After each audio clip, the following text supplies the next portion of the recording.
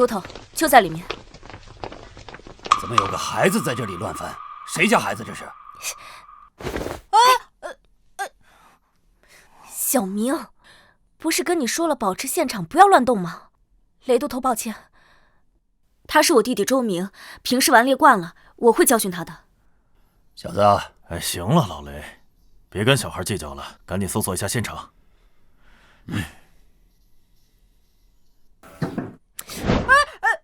打姐，我也是想帮你破案的。你不捣乱，我就谢天谢地了。待在这里啊，不准乱动。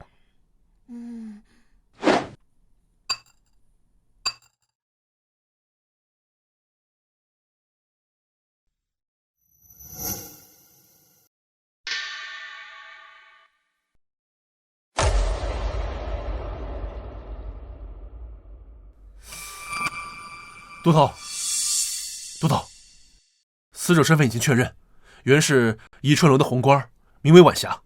死者自己暂前赎了身，并落户于此，死亡时间大约在酉时以后。脖颈有很深的淤痕，但并未发现其他致命伤。老李，我大致都查了一下，死者的钱财尽失，许是歹人入室劫掠杀人。啊？什么劫掠杀人啊？这不明显是熟人作案吗？又是你！熟人作案，去叫街坊打听一下，死者生前的熟人都有谁？是。阿弟，休得胡言，赶紧回家，莫要添乱了。唐姐，我说的都是实话，你拧我干嘛？你叫阿明对吧？啊，我听你姐提起过你，刚才你说是熟人作案，是不是之前有什么发现呢？一个小屁孩说的话你也信？集思广益嘛，姑且听之，说说无妨。这很简单，首先我检查过死者，他口鼻上有余温，关节灵活，说明死亡时间不长。此时初冬，小雪已至，尸体只需1个时辰就会冰凉，因此可以确定他的死亡时间大致在酉时至酉时3刻之间。屋内钱财被抢，却无打斗痕迹，尸体更无移动痕迹，说明死者是在床边毫无防备时被勒死，这符合熟人作案的特点。你可曾告诉过他死者断气时间呢？雷督导，小人勘验过后，就只跟您说过呀。等等，屋里没有任何的打斗痕迹，也有可能是凶手突然袭击，死者是一名女子，她可能来不及反抗，就被别人从背后控制。你如此武断地推出他是熟人作案，小子，别不停装懂，满嘴胡言。你说的也是一种可能，但很明显你忽略了一个最关键的地方，那里是死者平日里藏钱的一处隐蔽之所，我也是察觉到那里的布块被人动过才发现的。请问死者至今气绝不足1个时辰，假如是劫掠杀人，他怎么可能会在这么短的时间之内这么精确地找到藏钱的位置？我检查过其他地方，均未被动。假如凶手真是在寻找时瞎猫碰死耗子，恰好发现，那么多少也会动些其他的布块。由此可见，凶手早就知道那里藏了钱，而这等隐秘地方，一般熟人也不会知晓，必是极为亲密之人才行。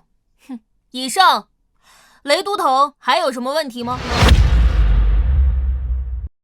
黄口小儿，信口雌黄，凭一处佐证就敢下判断啊？破案岂是如此儿戏之事？哎呀，老雷，你和一个小孩计较什么呀？督头，那3名与死者交往密切之人已经带到，带进来。是，带进来。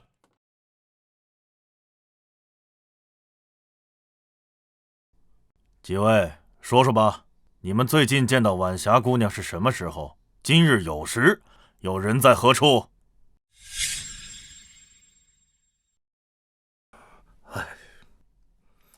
小生与晚霞姑娘，乃是宜春楼的旧相识，我俩情投意合，常常吟诗作赋。便是他赎了身，也未曾断过往来。说重点。今日小生偶得一佳作，本想与姑娘分享，便于申时6刻前来寻她。只是她言身体不适，留我喝杯茶，便请我走了，之后再未见过。酉时左右，我也回到家中读书，左邻右舍皆可作证。你呢？你们该不会是怀疑我杀了他吧？我今天就没见过他。有时我在朱雀门下了差，而后手痒就去了赌坊，正赌得起劲儿，就被你的人带来了。他娘的，坏了老子的雅兴！属下确实在赌坊找到的他。是你？周燕，你认识他？都头，今天下午我和阿弟在街上逛街时，正是此人突然窜出，大喊死人了，才将我引来此处。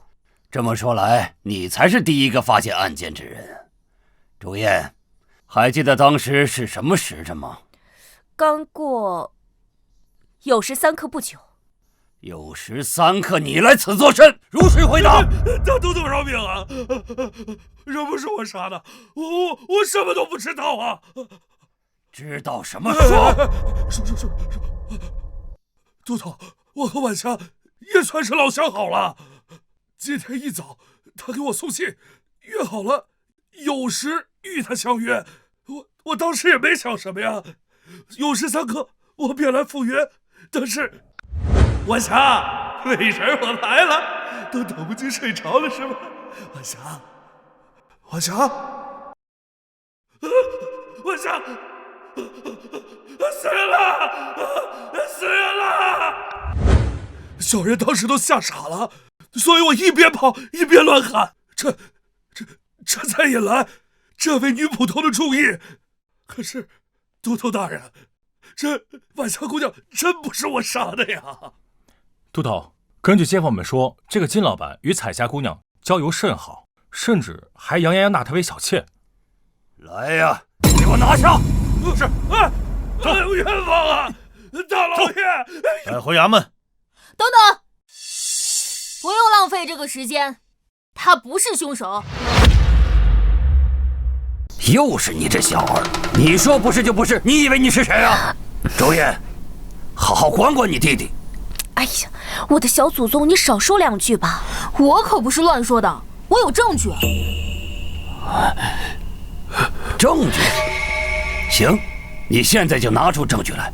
你今天拿不出证据来，老子今天就治你姐一个管教纵容之罪。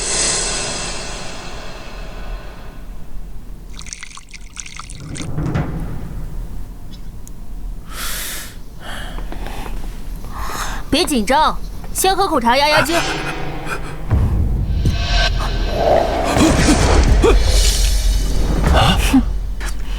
嘿，他是左撇子。左撇子怎么？终于意识到了吗？还不算太蠢。晚霞脖子上的勒痕是左深右浅，走势也呈左高右低的倾斜，很明显，凶手的惯用手是右手。而他，周小郎君，你是什么时候发现他是左撇子的？很简单，他进来的时候我就观察到了，他左手中指第1关节处茧子很厚，正常而言，只有常年握笔才会如此，而他的右手相同关节处，则光滑得多。以上足以确定，他平日里都在用左手写字。另外，他左手掌缘虎口处茧子又厚又硬，这是常年使用剪刀才会留下。与之相对，他的右手对应部位处则很干净，但他的右手食指和中指根部却又有茧子，说明他平日里会用右手辅助按压和固定物品等。以上，他是左撇子的概率超过了90%。还有什么问题吗？就算他不是主犯，他和这件事也脱不了关系。酉时3刻来找死者，和死者遇害的时间相符，怎么看他嫌疑都重大。你买凶杀人会准时赶到现场，然后把自己当成第1嫌疑人，网上买东西给好评是吗？你胡说八道什么呢？疼姐，轻点姐。你还敢胡说八道？这2位都头是我们府里的中流砥柱，人家破过的案子比你吃过的盐都多，你那点小聪明算什么？都头，对不起啊，我弟被我宠坏了。哎，行了，都多大人了，至少他给我们节省了时间吧，是不是？这个周小郎君，你非常不错啊。不过咱们破案可不是过家家，你的好意我心领了。只不过呢，这里是凶案现场，你就先回家去吧。啊，来人，给那个周小郎君带回家去。哎，不用，我自己会走。不过看你人还不错，临走前就送你一条线索好了。我看你是皮痒了是不是？你能有什么线索？李都头，我要告状！你也看到了，我姐天天这么打我。按大宋律法，无故殴打10岁以下孩童，当罚钱800，劳作7日。念在她是我姐，劳作就免了，直接把她罚的钱给我就行了。哎，小兔崽子！以大宋律，长姐为母，你状告长辈视为不孝，先鞭15，以儆效尤，然后再审。不跟你闹了，周小郎君，有什么线索说出来吧。好好想想凶手是怎么来的。好了，我说完了，祝你们破案顺利，拜拜。哎，这什么意思啊？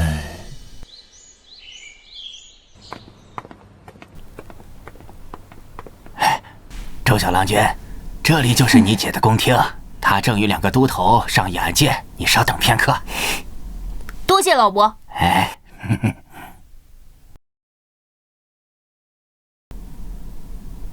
啊？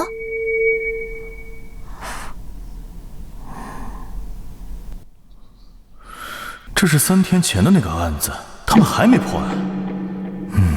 死者晚霞前宜春楼红官儿酉时左右被勒死于家中，屋内凌乱，钱财被洗劫一空。根据卷宗，最近半年有3人与他走得最近，皆是以前老主顾，这是那3人的口供。我明白是怎么回事了。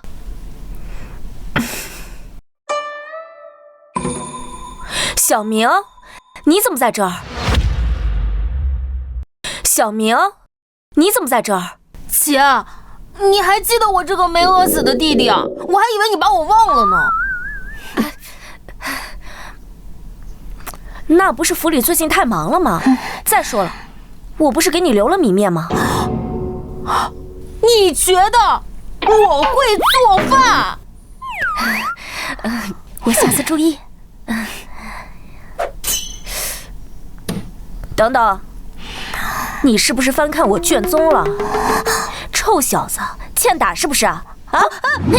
哎呀，姐，我这不是看你3天没回来，怕你太累，想帮你破案吗？再说了，以前爹在的时候，他也经常拿卷宗回来看，我也没少偷看。那能一样吗？以前爹娘在的时候，凡事都有他们顶着。现在你不捣乱，我就谢天谢地了。哎呀，姐，知道这案子压力大，所以特意来帮你。离破案期限还有2天，没问题。你怎么知道府尹限定的期限啊？哎，简单，平日里命案虽重，却不会让捕快有家不能回。这次反常，压力定来自上官。我听闻，这任汴京府尹已任职5年，却一直未得升迁。加上半月前吏部侍郎告老还乡，他一定会生出想法。这个时候汴京府里发生命案，你说他急不急？至于5天，是我猜的。阿明，我发现你真的不一样了。我这是3年不明，一鸣惊人。说你胖，你还喘上了？那你这么厉害，你知道凶手是谁吗？哼，我当然知道。周燕，你让人找我们来说案情有新进展了，是怎么回事？关于这一点，还是让我来解释吧。钟明，你怎么在这儿啊？我弟弟是来看我的。看你就看你，扯什么破案呢？这案子我已经破了。什么？可当真？不是，你真信这一个9岁小孩说的胡话呀？府尹大人给我们的时间就剩2天了，这个时候听听小郎君说什么也无妨嘛。咱们都破不了的案子，凭这小屁孩？我本来就是来帮我姐的，你们爱信不信。哼，小年纪口气还不小，我还就不信了。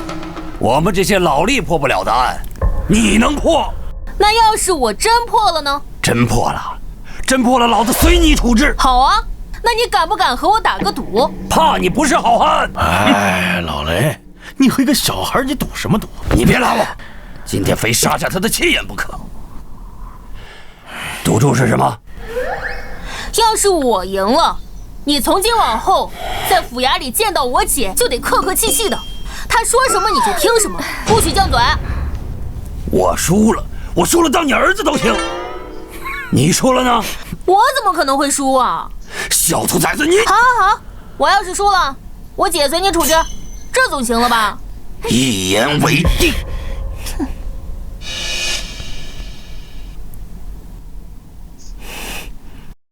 你们整理的案件很详细，包括嫌疑人的过往我也看了。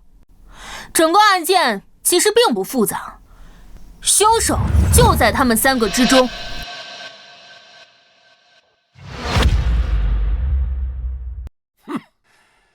我还以为能有什么高论。我们自然知道他们3个人的嫌疑最大，但孙茂才和于成山2个人在案发时，一个人在家读书，一个人在赌坊豪赌，皆有人证。至于嫌疑最大的金世昌，之前不是被你亲自排除了嫌疑吗？你们的断案思路错了。我那天说死者丢了不该丢的隐秘之财，你们愣是一个字都没听进去。什么意思啊？死者当天在家里等人。不是，谁告诉你的？很简单的推理，他的房间那天特意打扫过，桌子上放了一碗刚喝完的残羹，茶壶里的茶叶也是新的。这一切都说明他在等人，而这个人必然与他非常熟。这一点我们当然知道，只是始终没有找到那个人而已。当然不止这些，我说过他丢了不该丢的钱财。根据金世昌的供词，他是酉时3刻去的晚霞家，而孙茂才是申时3刻去找的晚霞，再算上他喝茶的时间，最起码晚霞申时4刻还活着。假设孙茂才走后，晚霞立刻被杀，那离金世昌的到来也仅有1刻钟的时间。我之前就说了，能知道他那么隐秘藏钱地方的人，必然是极为亲近之人。而在这半年里，和死者走得最近的，只有他们3人，所以凶手必为他们3者之一。都是屁话，绕了半天不还是绕回去了吗？你倒是说是谁？既然你们那么想知道，那我就告诉你们，凶手就是他。凶手就是他。哼，一派胡言。当日他的行踪清清楚楚，他在朱雀门当差，交差便是酉时，然后他去了鸿运赌坊，离朱雀门3刻钟的路程。我们问过赌场的老板，他到赌场时刚好酉时3刻，根本就没有作案时间嘛。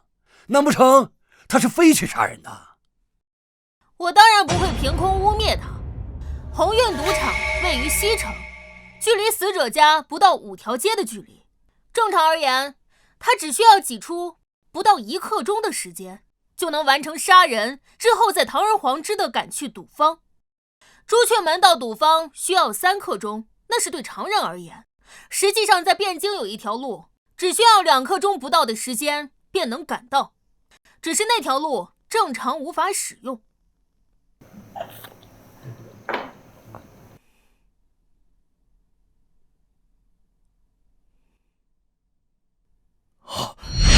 你说的可是汴河？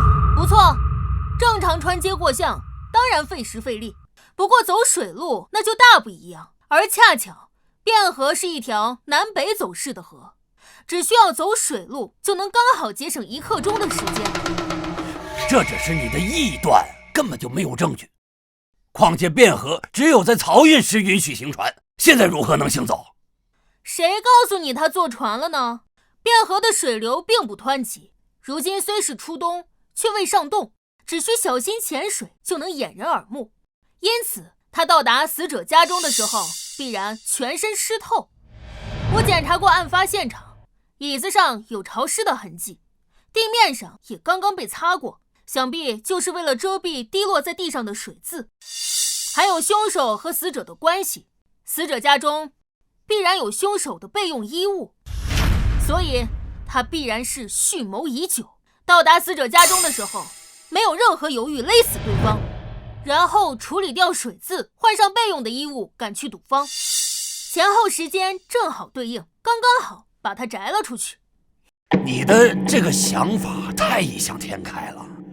我问你啊，既然你说晚霞专门在家里等他，为什么又要让人请金世昌有事过去？谁告诉你金世昌是晚霞请的？于成山早就知道金世昌与晚霞的关系，于是他就想嫁祸栽赃。根据金世昌的供词，晚霞并不是当面邀请了他，而是一封有晚霞笔记的信送到了他的布庄。很明显他被骗了。于成山在确认好作案时间，并邀请金世昌赶去晚霞家，而他到达的时候正好撞上刚死不久的晚霞，再加上两人本就有私情，到时候有嘴也说不清，案子一下就变成铁案。唉，可惜啊。于成山平日里并没有接触过他，不知道他是左撇子，要不然呢，这案子都已经结了3天，我姐也不用跟着你们在这受罪。你阴阳谁呢？还有什么问题吗？有，我再问你啊，如果这一切都是于成山计划好的，他为什么要去杀他的姘头？更别提他一个普通的小吏，怎么想到如此周密的计划？我几时说过于成山是普通人？他是北辽的细作。什么？阿明，你知道自己在说什么吗？不可能，那于成山是城门吏，他的户籍我们早就查验过了，他是泸州人士，12年前前来汴京投靠亲戚，泸州府那边户籍、年龄、时间都对得上，冒名顶替而已。那天在案发现场，于成山虽表现外表粗鄙，可他却站姿挺拔，走路时右手摆动极小，这是常年军武的特征。还有他走路时有轻微的外八，双腿罗圈虽不明显，但还是能观察得出，这起码是得有10年马背经历才会留下的。我可不记得咱们大宋泸州有这么一支骑兵。不是你，继续说。他的拇指关节下有一圈很明显的环，说明他常年戴扳指。还有他拇指指头肚处有一圈很厚的圆形茧，位置非常精确，说明他年幼时就开始练习弓箭。但是他来汴京的这10年里，痕迹还是未消退，说明这些年他私下里还在练习弓箭。你们说，一个军武出身、擅长骑射的精锐，来了汴京担任城门吏，甚至不愿荒废武功，你们说他想干什么？小郎君分析的确实有几分道理，可是你并无实据。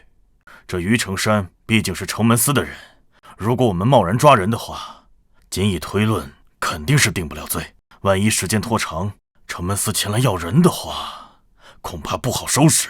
所以他是细作的事，你有几成把握？10成。好，那我就陪你赌一把。老雷，准备抓人。别冲动。小子，你分析的头头是道，但是有没有点那个实质性的证据啊？我们这样空口白牙的去抓人，事后要是有什么事儿的话，你姐也脱不了责任。我有2个实质性的证据。有证据你不早说？你给我机会说了吗？不是你，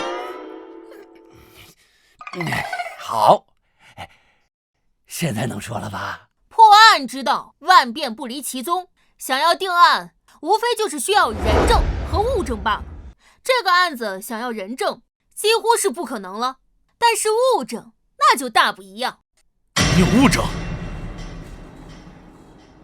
我们先简单回顾一下这个案子。3日前，于成山与晚霞约好见面，酉时于成山交了朱雀门的差，利用汴河的暗流，在酉时1刻至酉时3刻之间赶去了晚霞家中。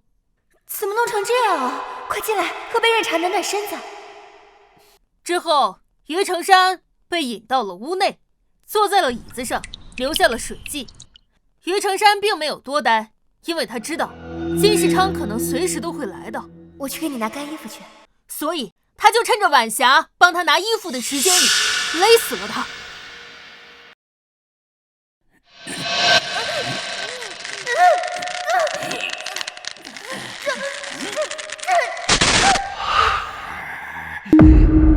那之后，他快速地换好干净的衣物，再将屋内所有的首饰和钱财全部带走，赶去了赌坊。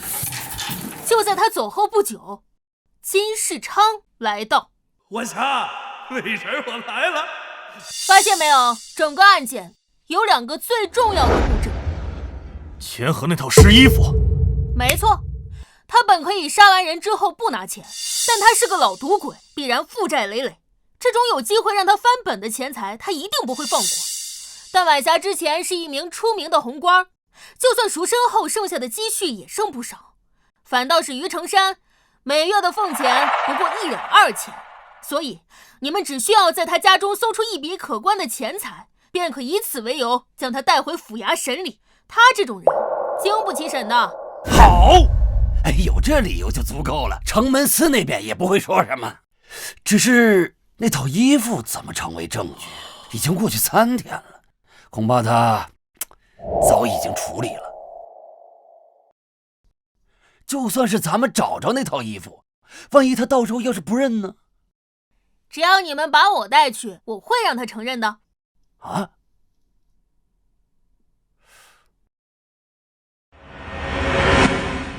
姐，你派人去晚霞家的水井处。足够了，事不宜迟，马上动手！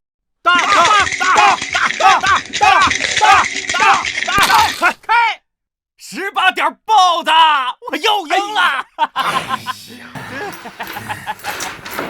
于哥，你今晚这手气真棒啊！嘿嘿，还行还行。这么晚了，是谁来了？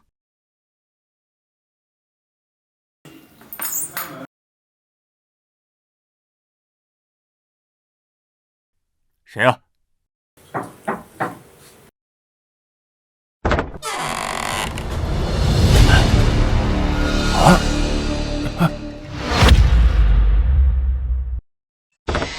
是你！别动，把刀交出来！于兄，怎么回事？汴京府办案，统统别动！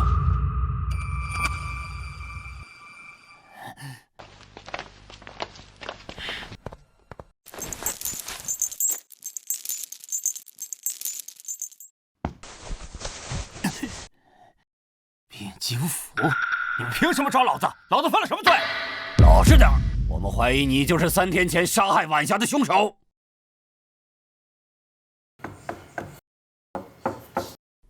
阿明，你干嘛呢？哎，找证据，说了你也不懂。臭小子，你们到底要干什么呀？3天前那婊子死和我有什么关系啊？我都告诉你们了，下了差之后，我直接去的赌坊，哪有时间去杀他？没错，于兄在我们城门司任职10年，他什么人，我们最清楚。你们汴京府的案子破不了，就栽赃到我们城门司头上，还要不要脸啊？闭嘴！我们来抓他，自然是有证据的。证据？证据在哪儿呢？倒是拿出来啊！我告诉你们，老子虽只是个城吏，但这些年认识的人脉也不少。今天要拿不出证据，我跟你们没完！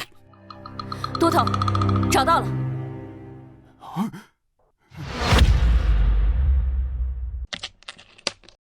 都头，清点完了，桌上董资共计23两8钱。都头，你们汴京府不是来抓人犯的吗？这怎么还查上赌了？我们4个人总不至于连这20几两银子都没有吧？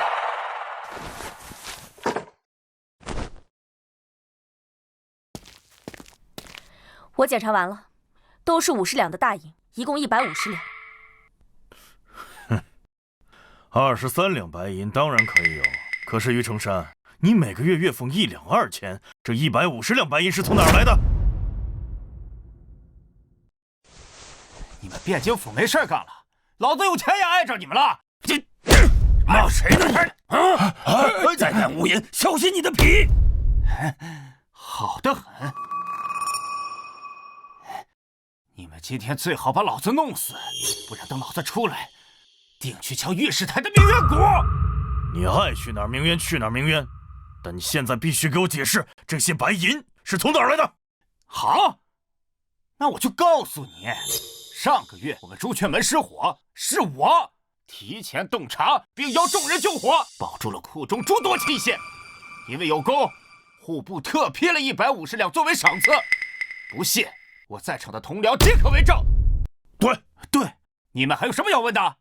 啊，没错，当时救火时我就在场，事后还是我们上官亲自向朝廷禀报，请求的赏赐。你们汴京府可不能冤枉人啊！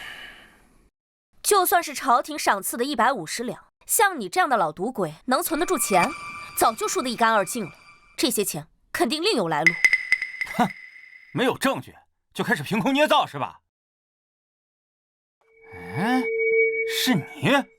我想起来了，那天我得罪过你，你这是要公报私仇啊！你胡说八道什么呢？你少装蒜！那天晚上在朱雀门，你背着你弟弟求我开门，你敢说不是你？小叶，怎么回事？都头，是1个月前，我弟弟突然落水，晚上便发了高热。你也知道，我只有这一个弟弟，于是我便背着他去医馆求医，但他实在病得太严重，内城的医馆已经无能为力，只有外城的薛神医擅长此症。军爷，求求你让我们过去吧，我弟弟快撑不住了。宵禁之时，非有皇城司守御，任何人不得同行。我乃汴京府左军巡捕，并非带人。这位军爷，还请行个方便，来日定将厚礼相报。汴京府了不起啊，少在这套近乎，速速离去，否则连同你姐弟一同拿了。我想起来了，我就说这个女捕头眼熟呢。原来你就是那天叫门的人啊！汴京府是抓不到犯人来此公报私仇了吧？于兄，你放心，到了公堂，我定会全力为你作证。哼，多谢兄弟，这次洗刷了冤屈，我定摆下酒席，好好酬谢诸位。放心吧，于兄，公道自在人心，他们汴京府也不能凭空无人清白啊。家书是御史台监察，若是你们要公报私仇，我定要让家书判你们一本。到时候别说他们2个小小的都头，就是那汴京府尹也是要吃不了兜着走。听见没有？快放了我们，否则我们非得把这件事闹大不可。没错，放人！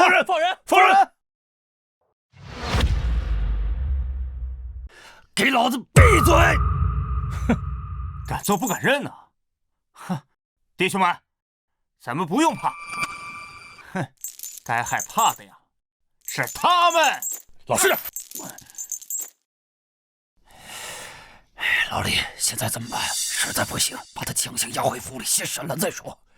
只要撬开他的嘴，这事就好办了。撬不开怎么办啊？这里是京城，有多少双眼睛盯着我们这个案件？我们一旦出了差池的话，受罚的可不只是我们2个。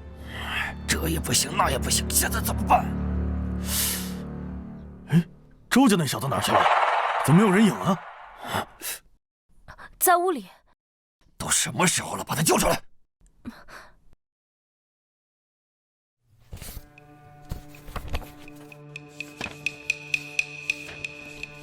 小明，快出来，雷都头找你呢。知道了，姐，马上来。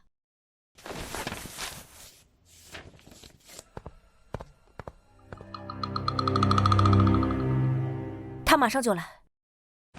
大半夜的吵吵嚷嚷的干什么呢？不不知道宵禁吗？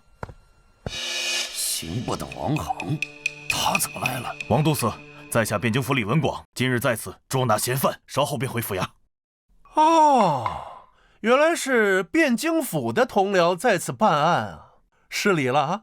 不知是何案件，竟要深夜拿人呢？王都司，救命啊！救命啊！小人是冤枉的。汴京府破不了案，就要拿我顶罪，他们根本就没有证据。你一定要为小人做主啊！没有证据。二位都头，怎么回事？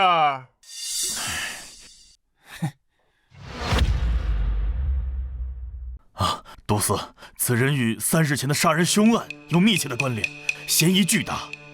只要让我们带回去审理的话，自然就会水落石出。带回审理？这么说，你们是真没有证据？王都司，这是我汴京府的案子，似乎与你刑部无关吧？放肆！我刑部监察天下典狱，复核诸多案件，你们没有证据就敢捉人，有栽赃陷害之嫌，正是我刑部监察之职。今日你们若拿不出铁证，休想把人带走。都司英明，你们听见没有？要是拿不出证据，就赶紧把我放了，否则王都司在此定治你们一个滥用职权、栽赃诬陷之罪。周捕头，那东西已经捞上来了，果然在死者家井里。谁栽赃诬陷了？好啊，差点把你给忘了。都司，就是这女捕头陷害我。那天晚上，她要出城去，我为与她方便，她便怀恨在心，蓄意报复。啊，女巡捕倒是很少见呐。听闻过世的前任大理寺卿家有一千金，不爱红妆，爱武装，整天嚷嚷要当什么神捕，便是你吧？要我说呀，这破案捉贼乃是男人干的事儿，你一个女孩子家的，断什么案子啊？不如在家多学学女德，免得日后啊找不到一个好夫家。我寻不寻得到好夫家，就不劳都司费心了吧。但断案之事不分男女，我没诬告，他就是凶手。都司，您都看见了吧？这都到这个时候了，还这么气焰嚣张，简直是无法无天！您可要为小人做主啊！口说无凭，既是断案，便要拿出证据。若拿不出，就休怪我明日将此事禀告上书，治你们一个诬告辱人之罪。要证据是吗？好，我便给你证据。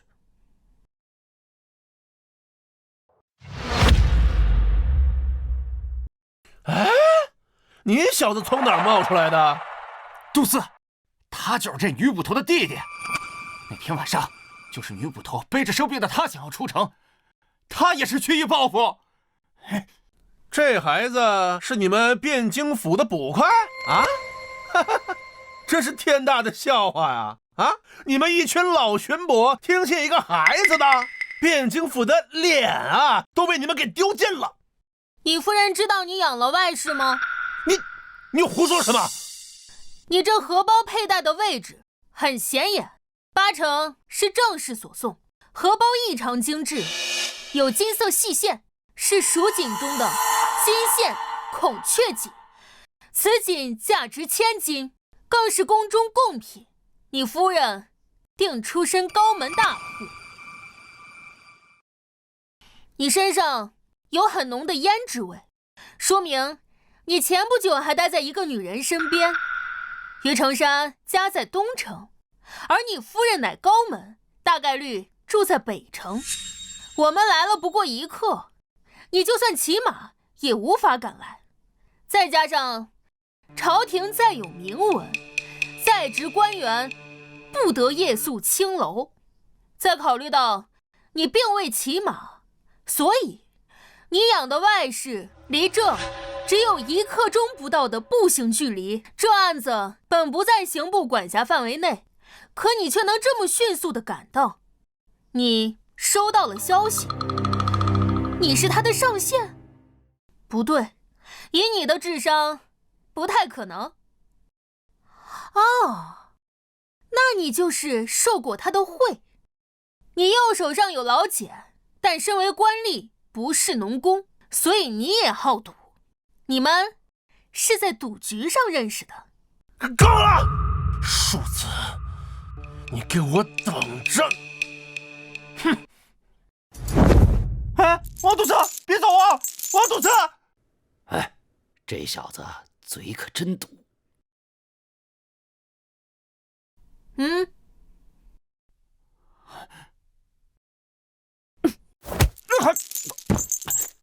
都到这份上了，咱们就开门见山，你自己认罪，咱们大家都省事。之后再主动供出上限，我们算你戴罪立功，说不定还能保你一命，如何？你都知道什么呀？你说呢？老子没罪，你让老子认什么？唉，看来你是不见棺材不落泪。姐，给他证据。好嘞。认识吗？这不可能！你们怎么找到的？若要人不知，除非己莫为。你们三个认识这套衣服吗？这不是于兄3天前穿的衣服吗？对呀，这件衣服见他穿过不少次，怎么成这样了？没错，我3天前和他一起执勤，我也有印象。你还有何话说？周小郎君，我老雷是真佩服你啊！这物证都能被你找着，这衣服在哪儿找的？怎么还是湿的？很简单，他没有时间处理这套衣服。当初他时间太紧，又要赶去赌场，营造自己不在场证明，而晚霞家离赌坊还有一定的距离。他若直接拿走湿衣服，但凡路上被人看见，就会有风险。而发生命案后，衙役将会仔细搜查周边，他若直接在屋子周围处理掉，也不保险。所以，他最好的选择只剩一个。那口水井。不错，就是晚霞院中那口水井。我从案发当天就注意到他院中那口井。当初我意识到他是怎么杀人时，我就在想，这么短的时间，他应该怎么处理掉那套湿衣服？晚霞家离赌坊虽近，却也有几条街的距离。他若直接带走，但凡被人看见，就有隐患。而他如果随意扔在周围，待汴京府搜寻时，也极有可能会找到。哪怕是扔回汴河，也有被人打捞的风险。综上，他最好也是最安全的方法，就是把这套衣服绑在石头上，丢到那口井里。案发离现在仅3天，衙役一直在现场盯着，他根本就没有时间打捞和处理掉那套湿衣服。所以想明白这一点之后，在来之前我就让我姐派人去那口井里打捞。姐，你派人去查一下晚霞家那口水井。结果果然不出我所料。来人，带走。我与晚霞早就相识，做暗地里的夫妻也有些年份了。那天，也就是我杀他的前一日，我与往常一般去他家私会。夏宝贝，几天没见，想死我了。哎，干嘛呀？大白天的，让人看见怎么办呀？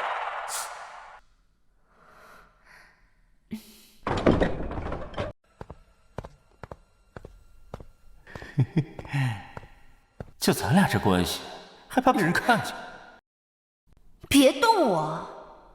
你坐下，我有话要跟你说。那之后呢？他说了什么之后？你想杀了他？他就是个婊子，他该死！他之前明明说过了，赎身之后只想和我过日子，杀他都是便宜他了。这里是汴京府，仔细招来。好，我说，有什么话不能到床上说去啊？我不想再这个样子了。你什么意思？一尺布庄的金老板答应娶我过门，日子我们也已经谈好了。今儿咱们就把话说清楚，分了吧。金老板，一尺布庄的金世昌。你不是说赎身之后和所有人都断了联系，只与我做一对恩爱夫妻吗？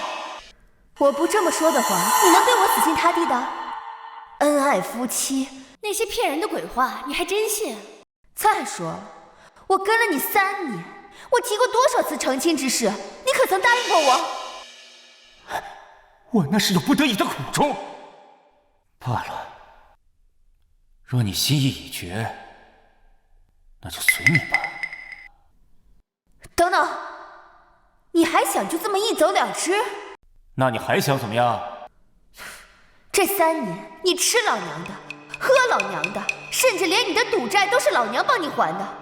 既然现在咱们要两清，你把这么多年我在你身上花的钱，你全部还给我，300两，1文都不能少。你是说他勒索你？对，人们都说无情戏子无义。哼，以前我还不相信，现在不得不信了。继续说。你疯了！我到哪去给你弄300两？那我不管，我警告你，你要是还不了我的话，我就上你们城门司去闹，闹得人尽皆知。到时候你城门立的位置也别想保住。你想干什么？300两不是小数目，我需要时间。这样，明日有时我下车以后过来，到时候把钱交给你。一言为定。那明天我在这儿等你。300两银子对我而言根本无法凑齐，我回家之后难以入眠，最终只能行凶杀人。第2天是你假借晚霞的名义邀请的金世昌，意图嫁祸。是。杀人之后，是你劫走了死者的全部钱财。是。钱财呢？被我熔成银锭了。你们在家里找到的那3枚就是。周燕，让他签字画押。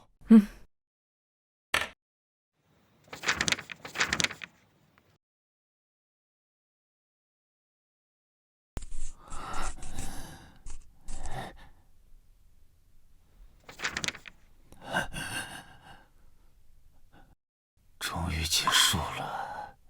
晚霞案的罪名你已经认了，那我们就聊聊别的罪名吧。辽国让你来我们这里的目的是什么？你的上线是谁？我不知道你在说什么。这时候了还冥顽不灵？诸位辛苦了。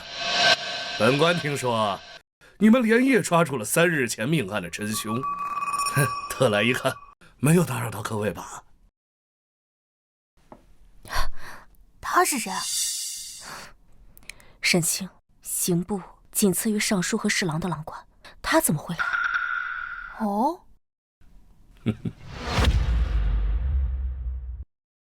见过郎中。免礼。本官不请自来，诸位不必拘谨。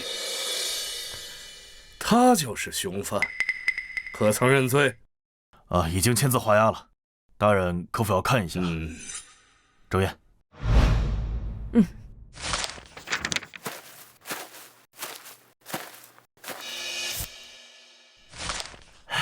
郎中，请。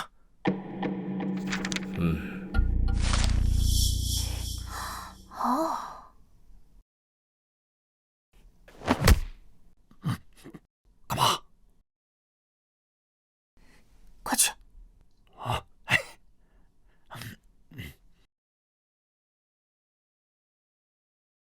啊，这小子怎么还在这儿呢？李捕头，你们汴京府难道离了孩童就不会办案了吗？怎么回事？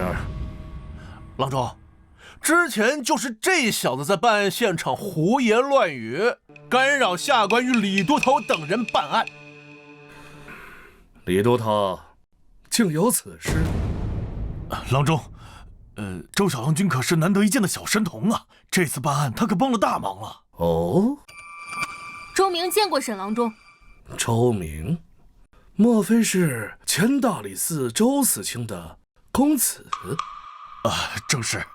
周燕呢是他的姐姐，现在在汴京府担任巡捕。这次呢，周小郎君也是帮他姐姐办案，虽有逾矩，但也情有可原。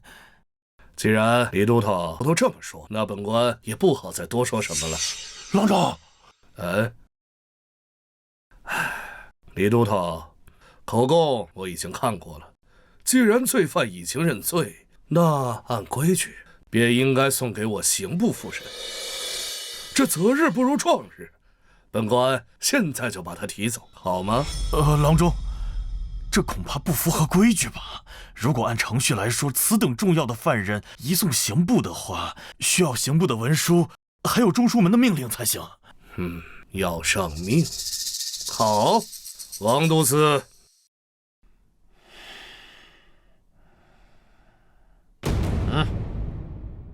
这是刑部文书。中书门下的命令，看清楚，人我可就带走了。王都司，把人带走。等等，你们不能带走他。为何？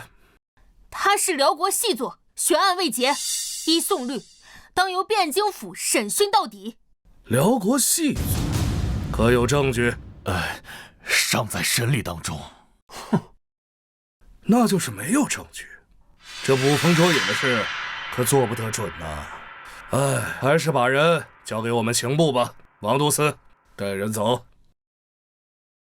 我说了，你们今天带不走他。李都头，你们汴京府就由着是一个孩童胡闹吗？周小郎君，你看这人不能给他。好得很呐。李都头，这刑部和中书门下的文书我已经给你。之前我顾及你们汴京府的面子，一忍再忍。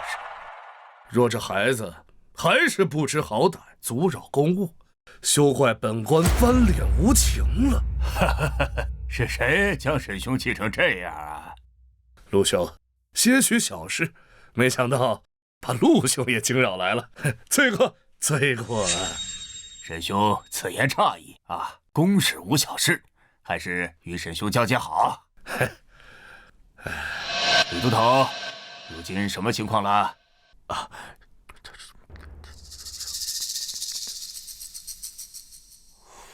胡闹！既然有中书门下和刑部文书，为何不让他们提人？大人，不是我等刻意阻扰，是周小郎君言于承山他是辽国的细作，姿势体大，我等不敢轻放啊。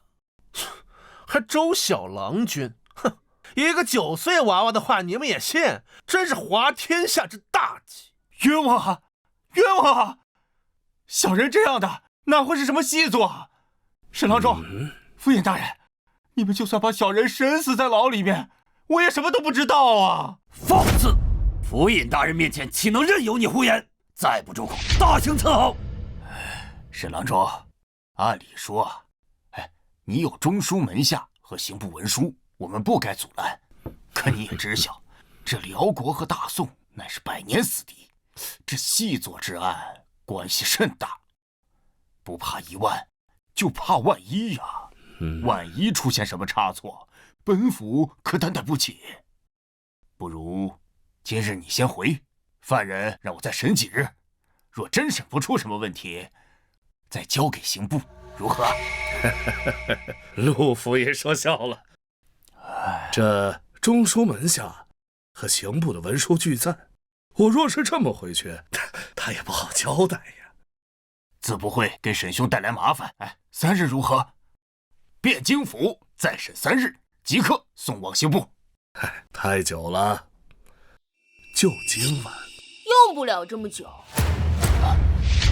让我来审，我现在就能让他招供。笑话，黄口小儿也会断案。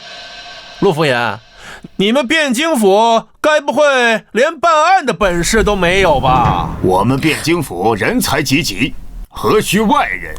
李都头，雷都头，你们立刻审案，务必以最快时间审出结果。是。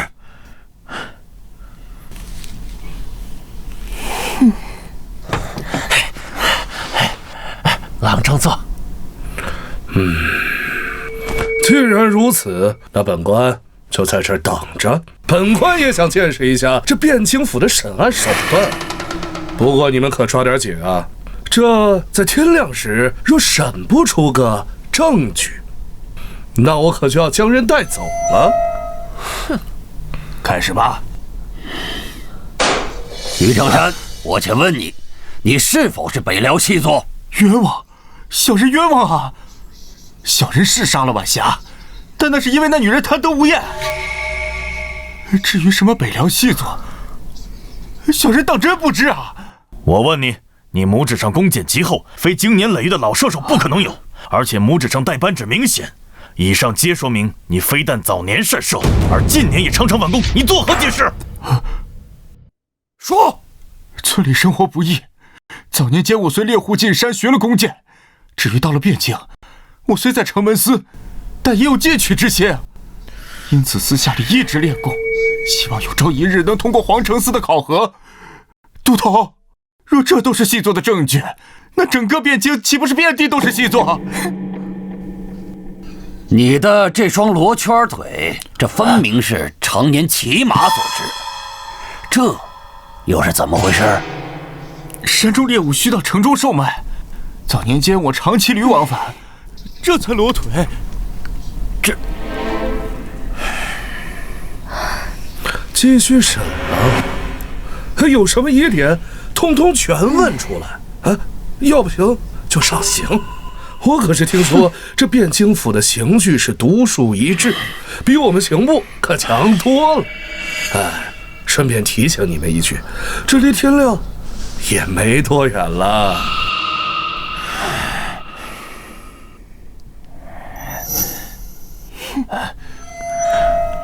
周小郎君，干什么？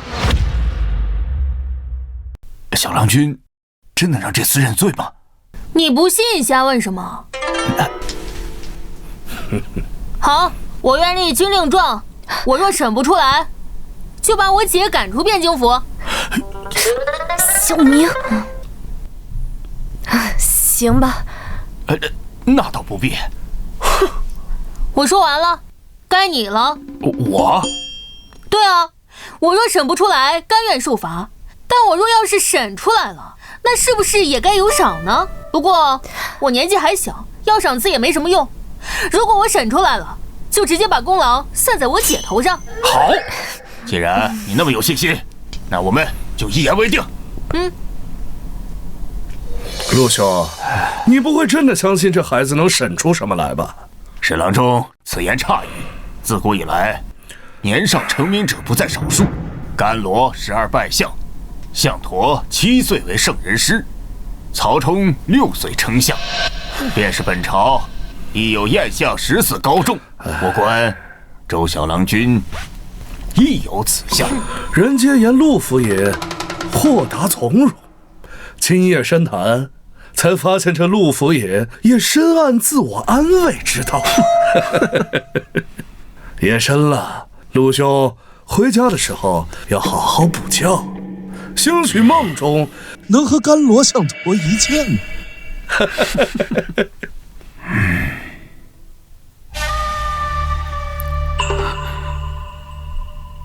哼，小子，他们那么些人都没有审动我，连大刑我都扛过来了，你该不会以为你能审出点什么吧？谁说我是来审你的？你是辽国间谍，这一点都摆在明面上，根本就不值得一审。小小年纪，大言不惭。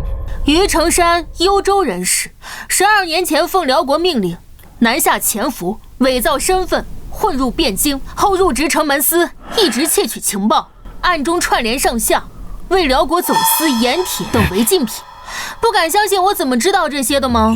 好，那我今天就让你死个明白。都到这份上，你该不会还心存侥幸，认为自己能活下来吧？你说什么？我听不懂。听不懂我就揉碎了，好好给你解释解释，也让你明白你现在的真实处境。像你这样的探子，一般都是精挑细选出来的，培养不易。你虽职位不高，可朱雀门的城门里却是重要位置，平日里能接触到很多关键信息。就算你被捕，也一定会有人来救你。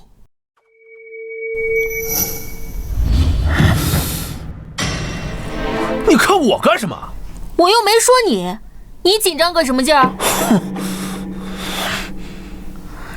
这也是为什么你之前晚霞案的时候那么轻易的就承认自己杀了晚霞的原因，因为你知道这只是一桩简单的杀人案，并且死者还只是一名被赎了身的贱妻，按讼律无论如何判不了你死罪，再加上你身份特殊，只要细作身份没有暴露，这案子对你的上线来说不值一提，甚至还有100种方法给你减轻罪名。你说对吧，沈郎中？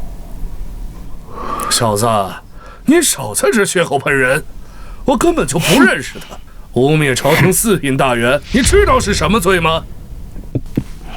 沈郎中别激动，我知道你不是他的上司，你只不过是也盯上了吏部侍郎的位置而已，并且收到了中书门下的命令，前来与陆府尹抢功罢了。陆兄，你不要听那个庶子胡说，我绝无此意啊。我刚才说的只是你的重要性。沈郎中和王恒他们的确是来了，但是是不是来救你就是两说了。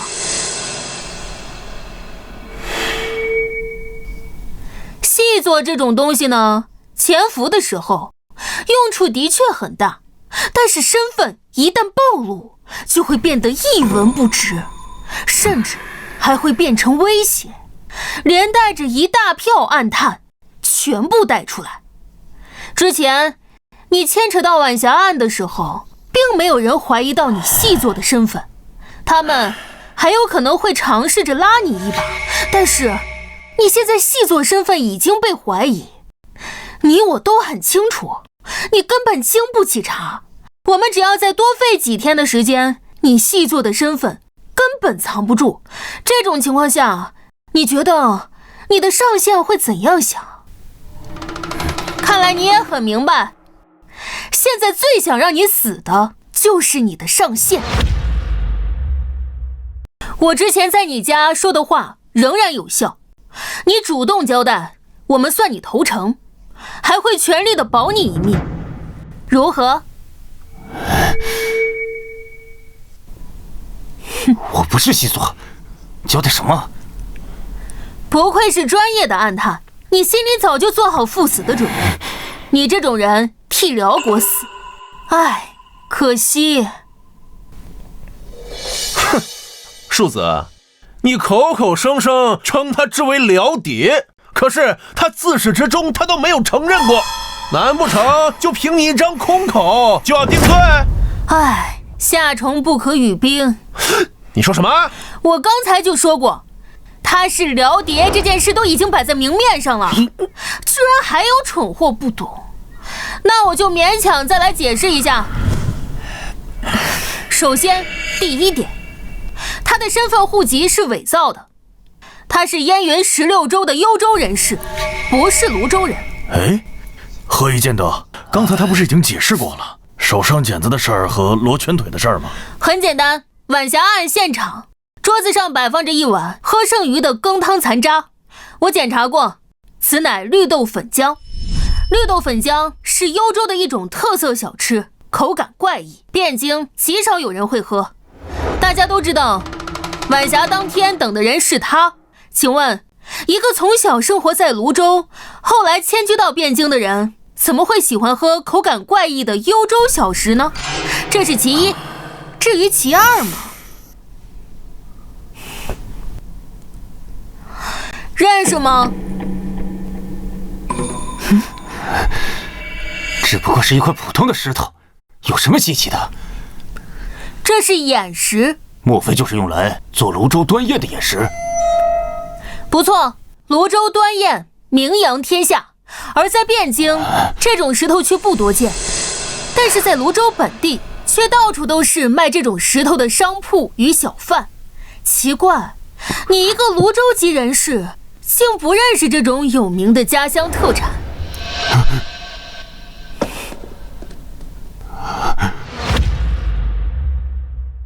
基于这2点，你就不可能是泸州户籍，再加上你手上的茧子和常年骑马的痕迹，于成山，你还想狡辩你出身泸州？我承认，我在籍贯上撒了谎，但我不是细作，我是幽云的汉人，只是受不了辽人的压迫，这才难逃，但又怕引起宋人的怀疑，这才伪造了户籍。但我真的不是细作呀！你不觉得你说的话很可笑吗？伪造户籍，在大宋伪造户籍，特别是迁到汴京来的户籍，你知道有多难吗？上上下下要打点多少关系，经过多少衙门，就凭你一个逃难来的普通人？我不是细作，我什么都不知道。夫人，到现在这小子还冥顽不灵，动大刑吧。不必，我会让他开口的。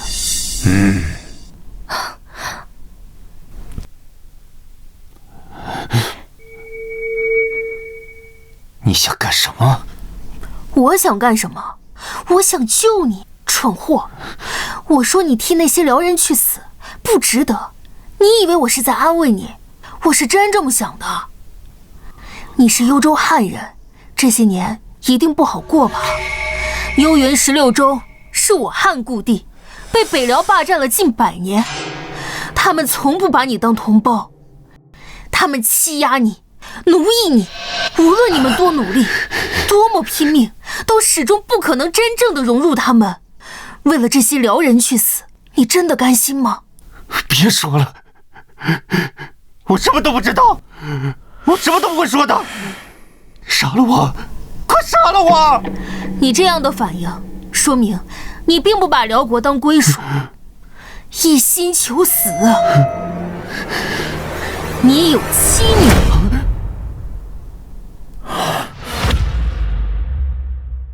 你都知道什么了？我知道的很多，多得超乎你的想象。认识这个吗？哪来的？怎么会在你手上？还给我！我从你屋里找到的，在你枕头底下。是你女儿送给你的？这福袋的用料并不好，只有中间用了红布，说明你家里并不殷实。这福袋里面放了5根桃木，是用来祈福转运的。福袋有好几处磨损，里面的木头也已经腐烂了，这说明有些年头了，并且被你常年握在手中。能让你这么思念的人，8成是你最亲近的人，要么是你的妻子，要么就是你的女儿。这福袋的做工并不好，很明显是初学者，是你妻子的可能不大，所以是你女儿在你临来之前专门为你准备的。哎呦，刚学女红的年纪，6、7岁，那可真美好呀。12年，你有多少年没见过他们了？要是他们还活着，也到该嫁人的年纪了。你说什么？哦，原来你还不知道他们已经死了呢。胡说八道！黄口小儿，信口雌黄，我杀了你！他们活着，他们活得好好的，派我来之前，他们明明答应过。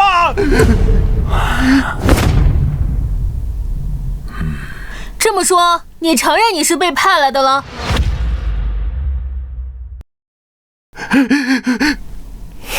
他们还活着，一定还活着，对吧？你都已经知道答案了，又何必来问我？你比我更清楚那群辽人的德行。你离开家门的那一刻起，家里没了男人，他们在燕云的下场，你比我更清楚。不会的，他们答应过我，他们答应我会照顾好他们的。你竟然相信那群辽人的信誉？你很明白，敌国间谍这种事情，基本上都是有去无回的。而你踏入大宋的那一刻起，在那一群人眼里，你就已经和死人无异了。所以，你说他们对死人的家眷通常是怎样的？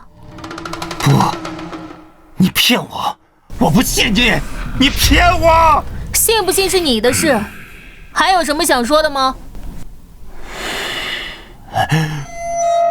唉，何必呢？现在你细作的身份已经坐实了，就算死撑着不交代，那无非也就是让我们汴京府多费些功夫罢了。听我一句劝，那后面的刑具可就不是靠意志就能熬过来的了。你现在主动交代，我还能请府尹保你一命。于成山，你若现在供出其他暗探，本官保证定留你一条性命。这可是你逼我的。于成山，我告诉你一个秘密，其实你在大宋还有一个孩子。这样，我们做个交易，你主动供出上线，我就告诉你那个孩子的下落。我不信你，你先告诉我。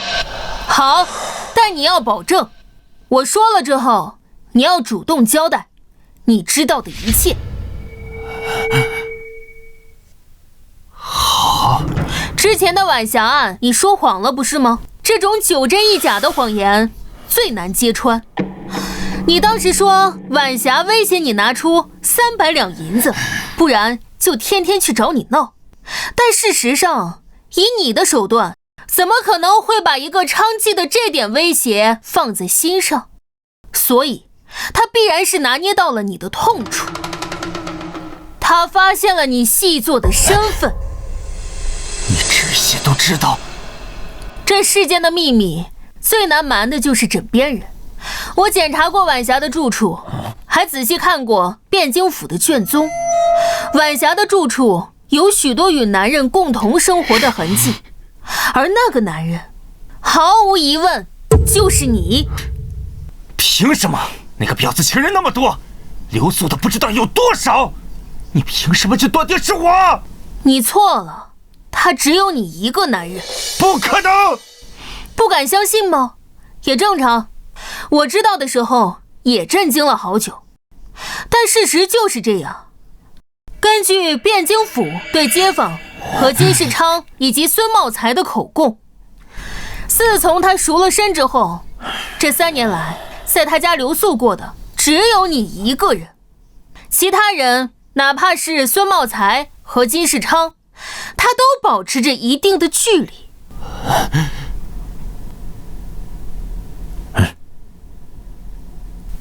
不可能，这不可能！你在骗我！那你知道她怀孕了吗？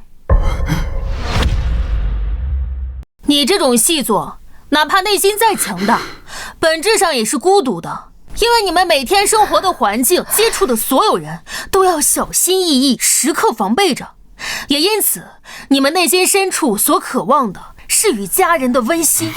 根据你之前的口供，这3年里，你对他多少也是有感情的，他也是的。甚至在这3年里，他曾不止一次的向你提出过成亲，但都被你拒绝了。他本来已经想放弃了，但直到发现怀了你的孩子，后面的事，你比我更清楚。不可能！他说那些绝情的话，还逼我拿出300两银子，还说要嫁给金世昌，还说要跟我断绝关系。他找你要钱，是因为你又拒绝了他。他怀了你的孩子，若不找你要钱，怎样抚养腹中的孩子长大？金世昌确实向他提出过成亲，但根据他的口供，他亲口拒绝了他。他做的这一切，都是因为他怀了你的孩子，而你却亲手杀了他。你今晚是夜柴，我包了些炊饼，都是你喜欢吃的豆沙馅儿。当家的下差累了吧？来烫烫脚。我呀，还给你温了你最爱喝的烧酒，还给你炒了2个小菜。我或许会骗人，但尸检不会。在案发当天，仵作在死者腹中发现了一名胎儿，只有3个月大，是你的孩子。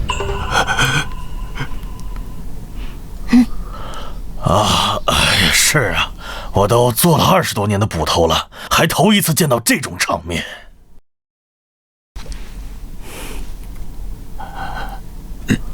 我怎么不知道时间？啊，是，本来我们是不想告诉你的，但是既然都已经说了，不，晚霞，我凯子，我都干了什么？我不配活着！杀了我！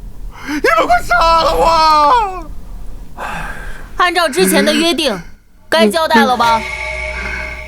我说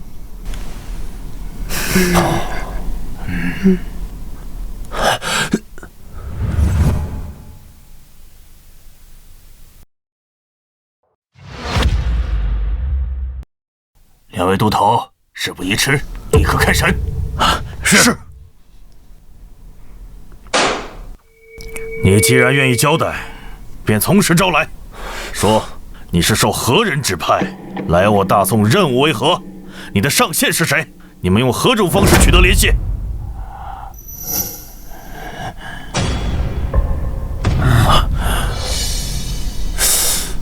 你看我做甚？2位都头啊，切莫听信这厮胡乱攀咬啊！王都司，他还什么都没说呢，你慌什么？于成山，看你这副派头，莫不是想说王都司是你的同党？他不是，但是他收受了我的贿赂，提供了很多方便给我。逆贼，安敢血口喷人！对不住了，王大人，来人，拿下！郎中，我冤枉啊！你救我，郎中！沈郎中放心，我们汴京府绝不相信此人的胡乱攀咬，待查清真相，定还王都司清白。陆府爷，我们后会有期。郎中，我冤枉啊，郎中！继续审。小叶，随我来一趟。哎。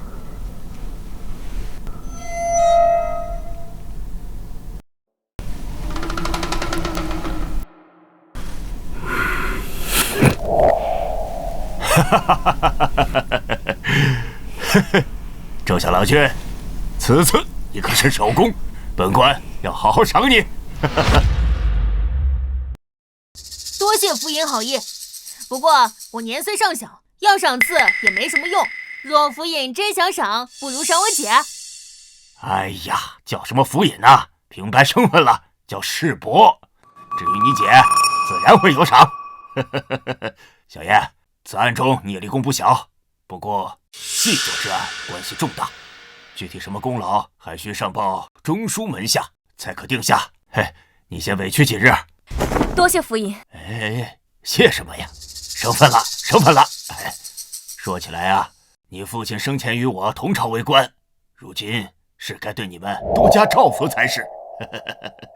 小叶啊，这几日你为这个案子奔波辛劳，不过本官接下来也有几日清闲，不如让你们休沐几日，一同前往城外的庄园玩上几日，顺便散心，你们意下如何呀？府尹好意，我和我姐既是府尹的好意，我们自不好拒绝。不知何时前往？哎，不过今日天气确实晚了，我还有些公务要交接，你们先回去歇2日，待2日后我派马车过来接你们。哎呀，我老了，已经熬不住了，我要先回去睡了啊。世伯慢走。哎呀，终于结束了，可累死我了。姐，我们好不容易有休沐，为什么要答应府尹去他的园子？我看那个府尹虽表面清正，但他印堂狭窄，有阴晦之相，不像好人。不可胡说，府尹官威极好，且对我有恩。若不是他力排众议，我这女子之身也当不上这汴京府的捕快。以后啊，不可胡说了。哦，那我不说他了。哎呀，累死了，我们赶紧回家吧。不过阿明，我竟没在尸检文书上看到晚霞怀孕了，还好你细心。不过这于成山也太坏了，自己的孩子都下手了。哎，姐，我骗他的，你还真信？不是，那你说晚霞对他一片真心也是？没错，他那个时候心态已经快崩了，我只能想办法添一把火了。还好他心已经乱了。其实我这番说辞漏洞很大，但凡是正常人都听得出来。嘿，臭小子，暗示谁呢？姐，我不是说你啊。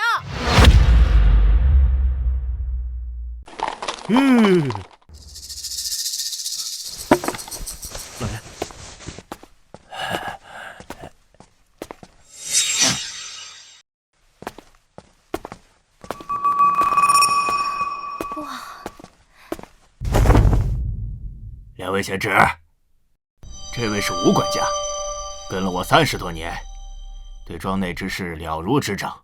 今日我有事，就让他带你们先熟悉熟悉庄子。吴管家，这2位贤侄是我的贵客，你先带他们见一见夫人，再好生安排住处。是老爷。阿明，你发现什么了吗？没事，可能是我多心了。两位随我来，请。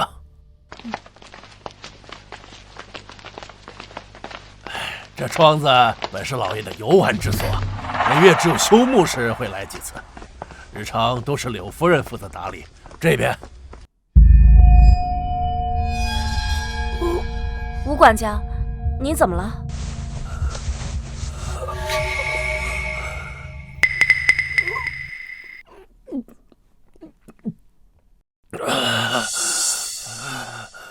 两位见笑了，老毛病了，一旦发作便心慌难耐，双手更是止不住的颤抖。年轻时候还好些，如今越发不受控制了，喝些酒就好了。请，二位请，给我站住，别跑！狗奴才，少爷教训你，你还躲？二少爷，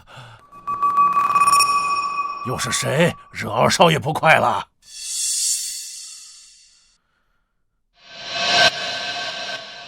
还不是这个狗奴才！算了，不说了。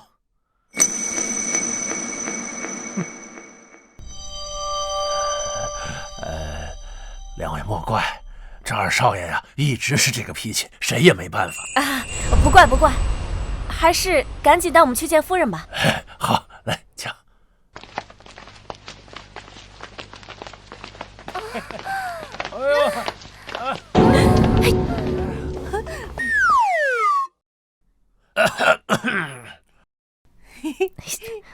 夫人，我的客人来拜见您了。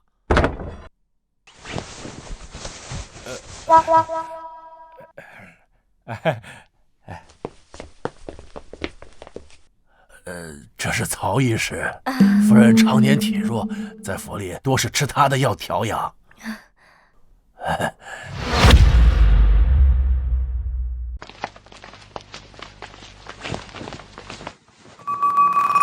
两位便是周侄女和周贤侄吧？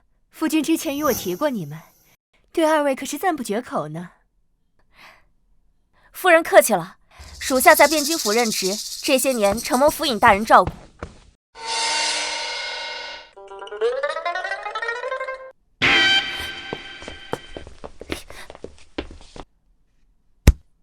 不得无礼！夫人，小弟顽劣惯了，您莫要见怪。令弟是活泼好动的年龄，我又怎么会见怪？吴管家，为二位准备客房，好生招待。是，两位请随我来。逆子，你给老子滚！老子没你这个儿子！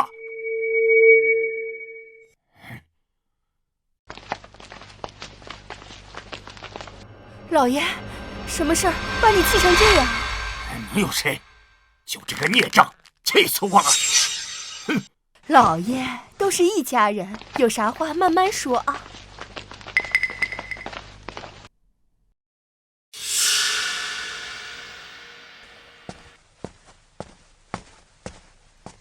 文成，你先起来，有什么事儿跟姨娘说。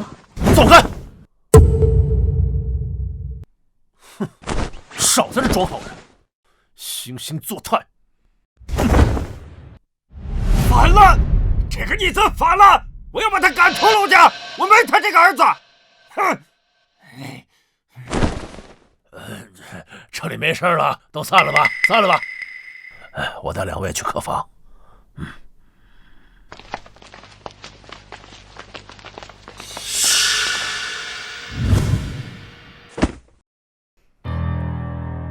阿明，我怎么感觉这趟不该了？我早就说了，不过来都来了，就只能先住几天，只能希望别出什么差池。唉，也只能如此了。周捕头、小郎君，你们在屋里吗？谁啊？是你？有什么事吗？周捕头、小郎君，大少爷想杀了夫人，求你们想想办法吧。什么？哦？你还知道什么？赶紧说出来！姐，别激动，请坐。哦。别紧张，慢慢说。哦，对了，你叫什么？秦柱，你们直接叫我名字就好。看来你也比我姐大不了几岁，我就叫你秦大哥好了。好。听秦大哥的口音，不像是汴京本地人。是，我祖籍均州，因5年前家乡闹灾，逃难至汴京，幸亏陆老爷收留，这才捡回了一条命来。哎，东扯西扯什么呢？还不快问关键的！姐，你急啥？你不是一直说想当汴京第1神探？好好看，好好学。秦大哥，你刚才说大少爷想杀柳夫人，是发现了什么吗？以前大少爷和老爷在屋里争吵的时候，我无意中听到过几句。无意中？是有一次在屋后清扫的时候，2位大概不知道，现在的柳夫人虽名为夫人，实际上却是老爷的侧室，并非大少爷的亲生母亲。大少爷的亲生母亲是汴京霍氏，只不过早早病逝了，因此大少爷虽然是长子，一直不受老爷喜爱。而这些年大少爷科举也屡试不中，因此一直想要老爷手中印官的缺，而老爷只是4品，印官的位置只有1个。2夫人这些年也一直想为2公子讨要，没想到那一日，大少爷和老爷吵得激烈，竟然说出那种话。爹，你难道真要把那印官之位交给那不成器的老二吗？知不知道这样会毁了陆家的？住口！不给他，难道要给你？你看看你，哪有一点兄长的样子？圣贤书都读到狗肚子里去了，科举屡试不中也就罢了，如今为了一个印官之位，出口就诋毁你的亲弟弟。我若真把这印官的机会给你，才会毁了陆家的未来。爹，我没有想到你竟然如此绝情。哼，但你别忘了，4品官员虽能见直系亲属为印官，但必须是个嫡子。如果我没记错的话，柳姨娘还是侧室吧？你个孽障！陆家的事儿还轮不到你来说三道四。柳姨娘，明天就把她扶上。好啊，我等着。那个女人整天和曹大夫厮混在一起，谁不知道怎么回事？老儿是不是你的种还两说呢？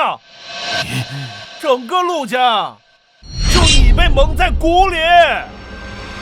渣，你会气死我不成？我打死你！你打死我管什么用啊？给你戴绿帽子的你不管。我告诉你，你要是敢把他扶正，休怪我不讲情面啊！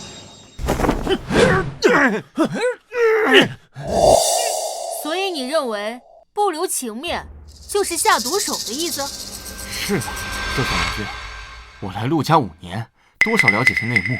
当初老爷娶柳夫人的时候，霍夫人还在，只不过后来柳夫人受宠，霍夫人才郁郁寡欢。后来那些年啊，患了重病，才撒手人寰。因此，大少爷一直认为是柳夫人害死了霍夫人，双方关系一直不好。我明白了。最后一个问题，你为什么要把这件事告诉我们？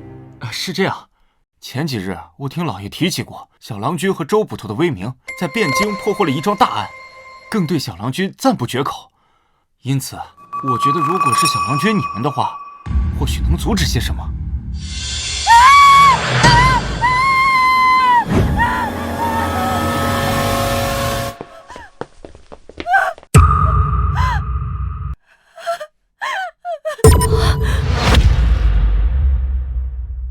夫爷，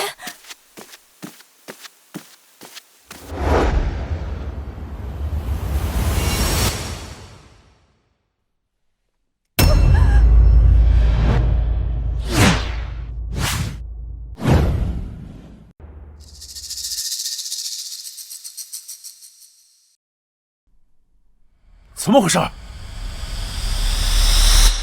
福尹死了。什么？爹，你干什么？福尹已经死了，你进来也做不了什么。如果你不想在现场留下不利于自己的证据，最好别跨过这道门。姐，你会骑马，你现在以最快的速度赶去汴京府报案。至于你们，在汴京府的人来之前，谁也不许进入现场。小子，我是府尹之子，凭你也敢指挥我？府尹之子，请问你现居何职？位列几品？我姐乃府尹生前亲封的汴京府军巡捕。如今这里发生命案，依大宋律，一切都得以我姐为主。你一介白衣，还想造反不成？好大的胆子！娘，我儿，一切听周小郎君的。哼！阿明，你保护好现场，我马上找人回来。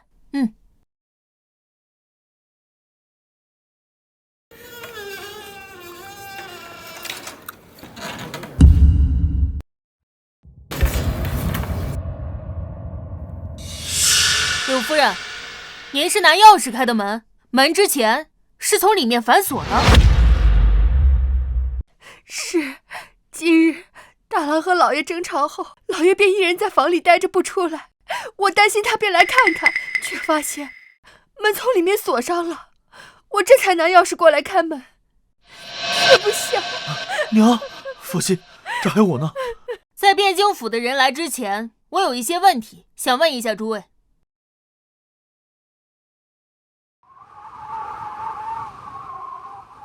在哪儿？在哪儿？府尹大人在哪儿遇害的？周小郎君，夫人，两位郎君。李都头，府尹大人平日待你不薄，你可一定要查明真相啊！夫人放心，属下一定不会放过凶手。现场除了我检查过府尹生死外，无人进过，还保持原样。哎呦，原来你小子知道保护现场啊！啊，我没说错什么呀。柳夫人，还劳烦你们在门口等着。娘，这里有李都头他们就够了。伤心过度对身体不好，您先回房休息吧。大郎，我们先回去吧。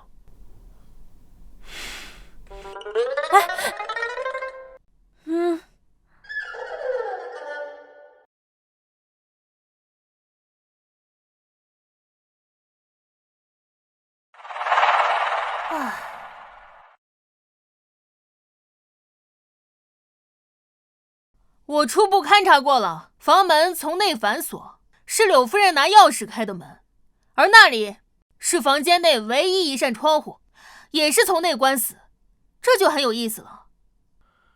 周小郎君的意思是密室杀人案。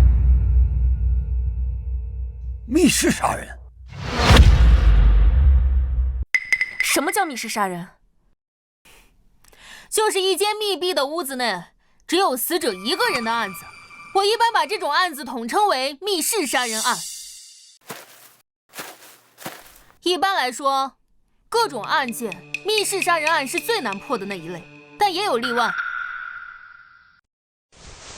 府尹脖颈处有伤口，极细，交于后颈，是被人勒死的。凶器是一种极细的线。极细的线，那是什么？琴弦、风筝线、弓弦、千锤百炼的铁线，这些都有可能。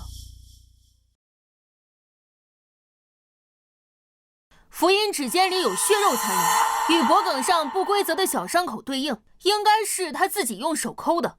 是府尹大人被人从后面勒住脖子，试图用手扯开那个线而留下的。看这种情况，府尹应该是坐在这里读书的时候，被人突然从背后勒住了脖子。府尹身体留有余温，说明死亡时间不会太久，可能不超过半个时辰。屋内范围不大，能藏人的地方几乎没有。府尹身后的书架无法藏人，凶手无论是从哪里出来，都无法躲过府尹的视线。又是熟人作案？大概率是的，而且不是简单的熟人作案，凶手就在庄园内。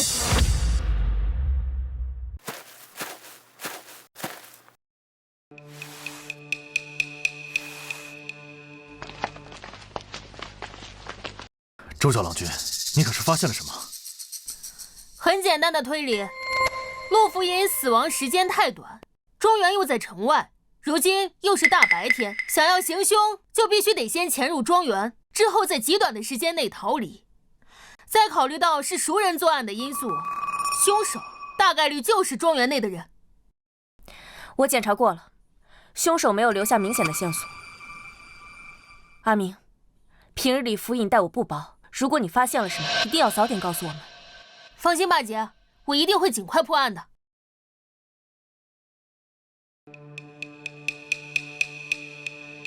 周小郎君，李都头有话想说。小郎君，那细作的案子刚被查出3天，正在审理当中。这时候府尹突然在庄园暴毙，你说这是否过于巧合呀？李都头认为这2件事有关联。不会，就因为时间太近了。就算辽国同党想做些什么，时间上也太紧。更何况细作已经认罪，有这手段，不如想想办法如何灭口狱中的于成山。这案子8成是偶发的案件。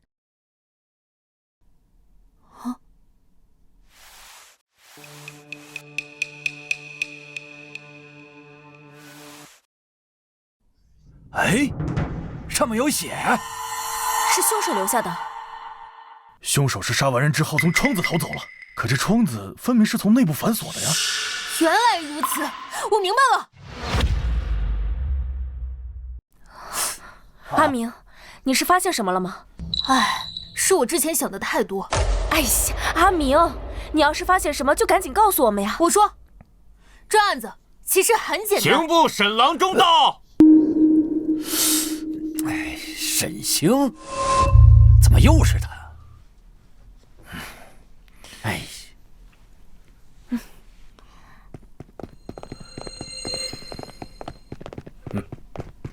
还真是巧啊，咱们又见面了。见过沈郎中，不知郎中前来何事？府尹枉死，本官自然是来查案的。沈郎中，这不对吧？府尹之案虽是命官之案，却也是凶案。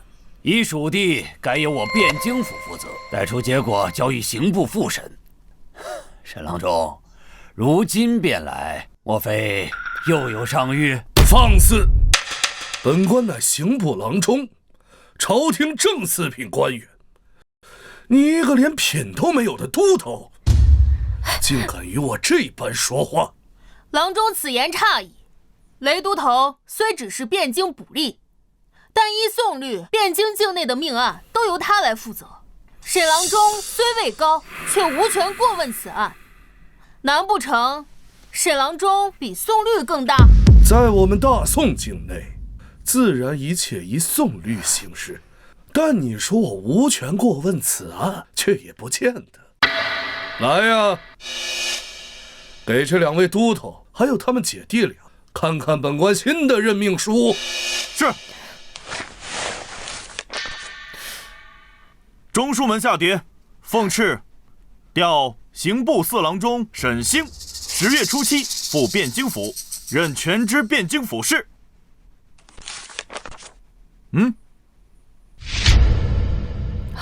这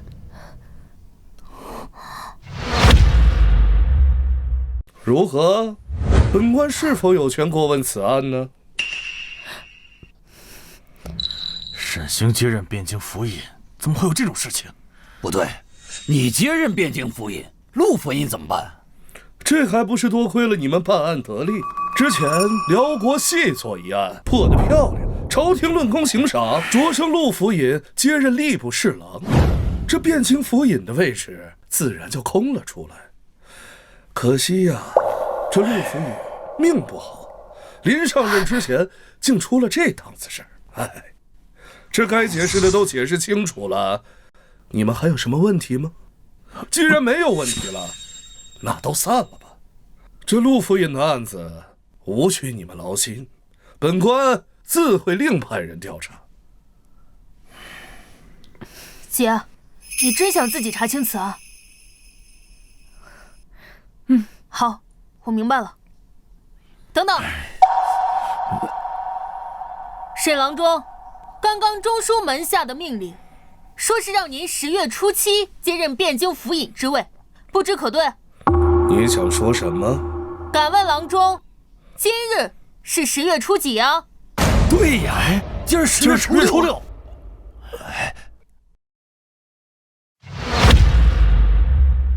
今儿10月初6了。也就是说，按中书门下的命令，沈郎中明日才是汴京府尹。小子，你当真闹得如此难堪吗？可别忘了，你姐今后可还是在汴京任职。陆府尹与我有恩，今日遇害，若是抓不到真凶，我万难心安，还请郎中成全。好得很。你的意思是说，这个案子要由本官来查，便查不出真凶，无法给陆府尹一个公道吗？我不是这个意思。你最好不是。郎中，府尹遇害，我等府中老人皆悲痛万分，希望能早日查出真凶，以为府尹在天之灵，望郎中成全。成全。你们是铁了心的要跟本官作对，那本官就成全你。不是说本官明日才上任吗？好，那本官就给你们1天时间，本日内你们若破了此案便罢，若不然，明日本官就治你们一个办案不力之罪，都给我等着办！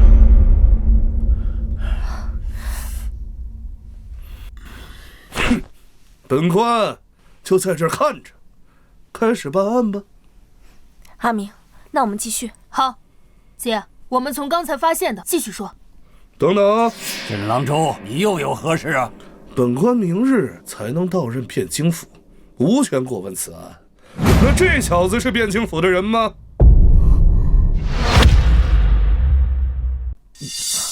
郎中，他是我弟弟。本官知道，本官是问他是汴京府的人吗？不是。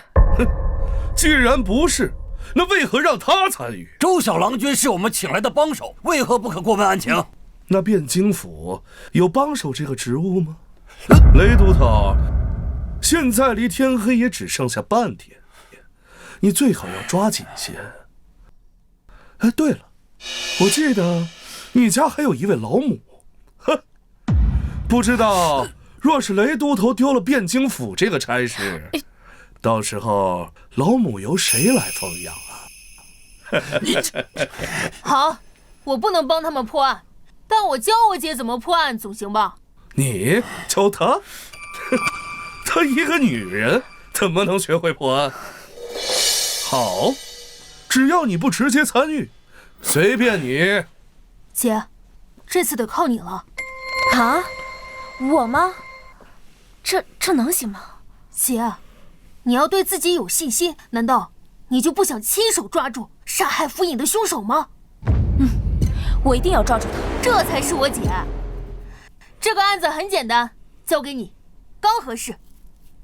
可，你不是前不久才说过，密室杀人是最难的吗？但这个案件是密室案里最简单的一类，因为凶手的犯罪手法很简陋。沈郎中放心，不该说的我自然不会说。哼，你最好知道。所以姐，你明白了吗？啊？明白什么？啊？明白什么？好，我明白了。姐，我会从最基础的开始教你。这小子能行吗？周燕的妮子有啥指望？死马当活马医吧。像这种什么密室杀人案，我在汴京府20多年也没听说过呀。要是按照以往的经验细细排查，或许会有线索。可现在只有半天的时间了，只能相信他们姐弟了。走，学学。姐，首先我们要明确的一点就是，这世上的案子种类繁多，各种各样的情况都会有，但破案之道最重要的只有2点，一就是杀人手法，也就是杀人方法。有许多案子都是因为临时的激情杀人，手法往往简单粗暴，一眼就能看得出来。但像我们这个案子，凶手故意营造了密室的环境，明显是想增加我们破案的难度，所以我们只需要破解他是如何布置密室的，就能解开许多谜题。所以，凶手是怎么布置的密室啊？姐，你仔细想想，福尹是怎么死的？窗户的缝里又为什么会有血迹？周小郎君的意思是，凶手利用凶器布置的密室？没错。哎，等等，阿明，你怎么就确定凶手是用凶器布置的密室？他就不能是用钥匙打开了门，杀了人之后再把门关上吗？问得好，姐，你能主动思考，进步很大。臭小子，什么意思啊？这一点在你们来之前我就已经问过了。府里的所有房间总共都只有2把钥匙，一把常用，一把备用。备用钥匙掌握在吴管家手中，而常用钥匙掌握在不同人手中。就比如陆府尹的这间房，常用钥匙就掌握在柳夫人手中。先假设柳夫人不是凶手，而常备钥匙又掌握在吴管家手中，所以凶手想用钥匙进门只有3种可能：第一，凶手就是吴管家；第二，凶手是从柳夫人或者吴管家手中偷走了钥匙，杀完人之后再神不知鬼不觉地物归原主；第三，凶手早就复制了一把这个房间的钥匙，只等有机会作案。小子，你不觉得你的话有点多了吗？这也算是敲的范畴吗？我说的这些只是案件的基本信息，就算我不说，他们正常查案时也会问询，根本浪费不了多少时间，所以我说和不说根本就没有影响。好，你继续。那本官就要看看，你是怎么通过这些教会他，半天就想学会查案，简直是笑话。这就不劳郎中操心了。我们继续刚才的话题。首先，吴管家就是凶手。我问过，案发时他与大郎君陆文成在一起，这一点可以双方互为人证，基本排除了作案的可能。当然，也有可能他们是合谋，陆文成在帮吴管家做伪证。但是陆文成是陆正的儿子，为什么要帮吴管家做伪证？这一点缺乏合理的解释，所以我们先暂时认为他们的证词是双方有效的。其次是偷拿钥匙，这也太微乎其微了，风险太大。且不说偷和拿的时候，万一被发现了怎么办？就算他真的得手，吴管家也能随时发现钥匙丢失。把这一点告诉你们，布置密室就变得毫无意义了。最后的复制钥匙倒是最有可能，但这样一来，新的问题又来了。这里是府尹的庄园，平日里都不会来住，就算来住，也是在柳夫人的房间。但除了柳夫人的房间，府尹也有其他的备用房间，凶手很难确定府尹每一次住在哪里。复制钥匙的意义也不大，除非他能把陆府尹所有房间的钥匙都复制一次。但是他要是有这本事，陆府尹可能早就被杀了，根本等不到今天。难怪你说从一开始就是密室谋杀。哎，你从那时候就想了这么多吗？这只是基本的逻辑而已，不是个人就明白吗？既然暂时排除了钥匙开门的情况，又确定了凶手杀人的凶器，那我们可以来做一次案情复原，这对你们破案会很有帮助。案情复原？周小郎君的意思就是让我们再模拟一次府尹被杀的经过。没错，李都头，麻烦你去找一根琴弦来。哎，你去。好嘞。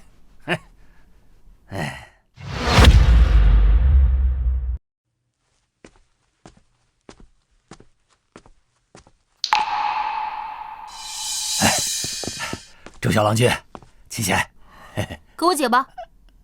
哎，雷都头，你坐到府尹之前的位置上去。我？快去。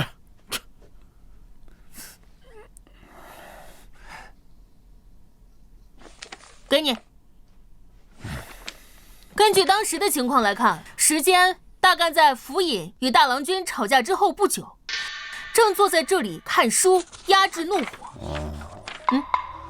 当时在屋里的是2个人，他与陆大郎君刚吵完架，正在气头上，而这个人却能留下，说明他与府尹的关系匪浅。而这种关系的人靠近你，你是根本就不会设防的。有道理。哎，周燕，你什么时候跑到我背后的？就像现在的情况一样，都头在知道是案情复原的情况下，尚没有注意到我姐，更别提府尹了。那雷都头，你想象现在自己就是府尹，你会有什么反应？那还用想吗？我肯定使劲挣扎，完了身体往后顶，完了想办法扯断脖子上的琴弦啊！非常好，根据府尹的尸体来看，他也是这样想的。但琴弦这种东西太细太锋利，一旦割入脖子，就无法扯断。所以你接下来还会怎样？这样？没错，当发现无法扯断脖子内的琴弦时，府尹就一定会尝试着去抓到凶手胳膊或者身体。但以府尹现在坐着的姿势来看，就只能像雷都头一样抓到凶手的前臂。我明白了，府尹大人临死之前很有可能抓住了凶手的前臂。那现在只要找到手臂上有新伤的人，就知道凶手是谁了。愚蠢！愚蠢！本官实在是看不下去了，汴京府的都头就只有这种水平吗？哎呀，还是陆府尹无能，导致手底下都是一群酒囊饭袋。沈大人此言何意？本官看了一会儿，便已知晓这凶徒是早有预谋。他能费尽心机地做成密室，又岂会留下这些明显的破绽让你们抓？事实上，他只要事先带上后护腕，或在手臂处塞上一些布，都能避免留下伤痕。堂堂汴京府都头，连这个都搞不清楚，还破什么案？你老雷，别冲动。没想到沈郎中也擅长破案之道。本官乃是刑部郎中，破案本就是分内之事，你不必拍我马屁。今日你们若是破不了案，本官上任后定会一个不留的逐出汴京府。本官手底下可不养闲人。那沈郎中是否知道凶手是以何种手法布置的密室啊？这本官当然知道，只是为何要告诉你？正如沈郎中所讲，这是一场蓄谋已久的谋杀，凶手定会做好万全的准备。正常而言，锋利的琴弦会在他手上留下割裂的伤口。不过，既然能考虑到手臂，那也一定能考虑到手心，所以他大概率是戴了手套或者垫了棉布之类，手上也不会留下证据给我们。姐，你现在就是凶手，已经杀完了福尹，接下来就是逃跑，并将这里布置成了密室。你拿着琴弦到那边去。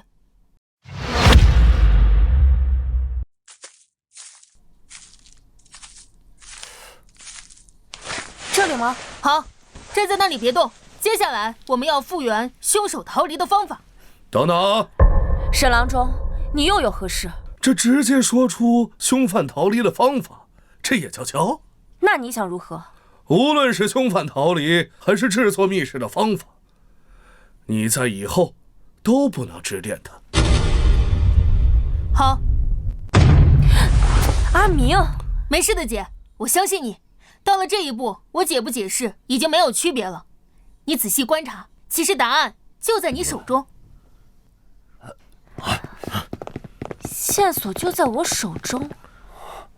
提醒你们一句，离天黑剩下不了几个时辰了。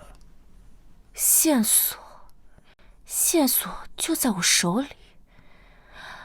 福尹是被细线割破了喉咙，那线上一定会有血迹。哦，我明白了。哎，小燕，你明白什么了？都头，我们已经知道福尹是被细线勒死的，凶手杀了人之后，从这个唯一的窗户逃跑出去。可当我们发现时，窗户却是从内部锁死的。那你们有没有想过，为什么窗户缝隙会有血？就算凶器上沾了血，它可以擦掉或者收起来，从窗户逃跑时根本就不会沾上血。对呀，为什么？真实的情况就只有一种，那就是他不得不沾上血。不得不沾上血迹？你的意思是？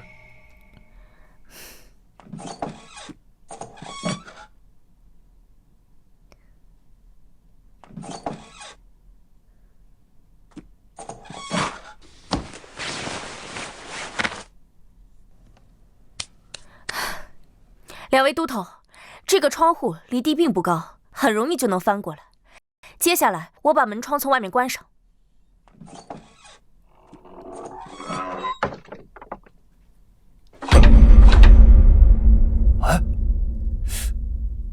哎，竟然如此简单，这还真被他们解开了。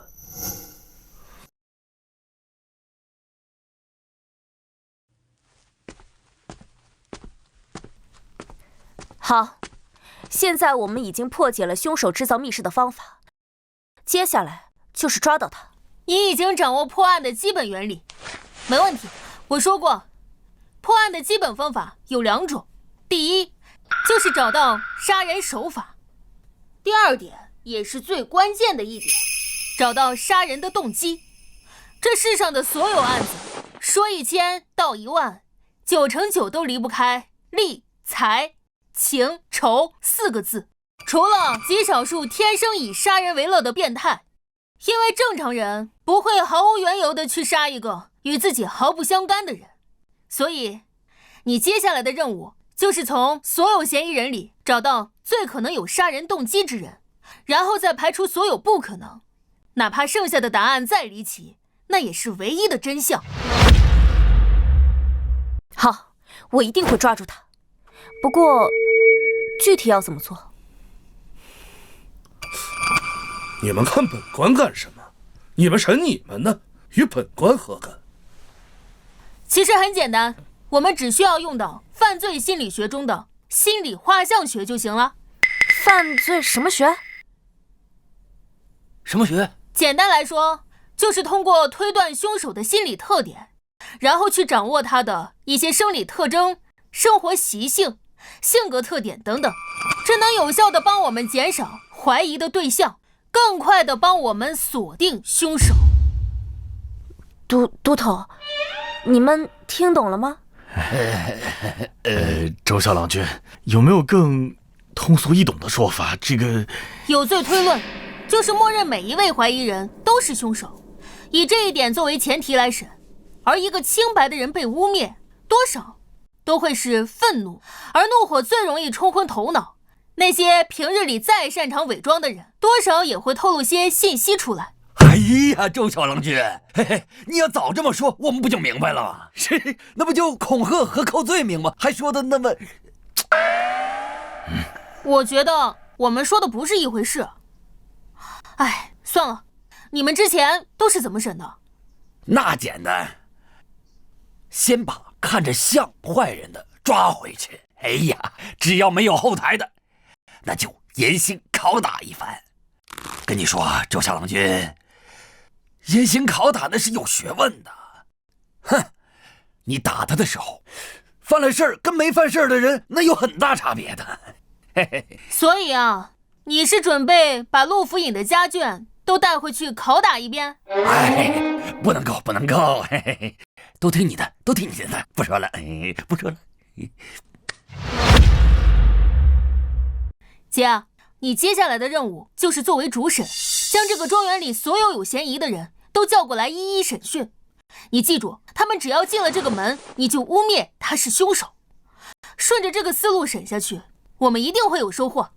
好，李都头，你负责来当副审。好。雷都头，你负责来记口供。不是，为啥我来记口供？刚才说都听我的，这么快就不作数了？哎，作数，我来记，我来记。毕竟这里是案发现场，还是府尹的住处，在这里审不太合适，换一间房间好了。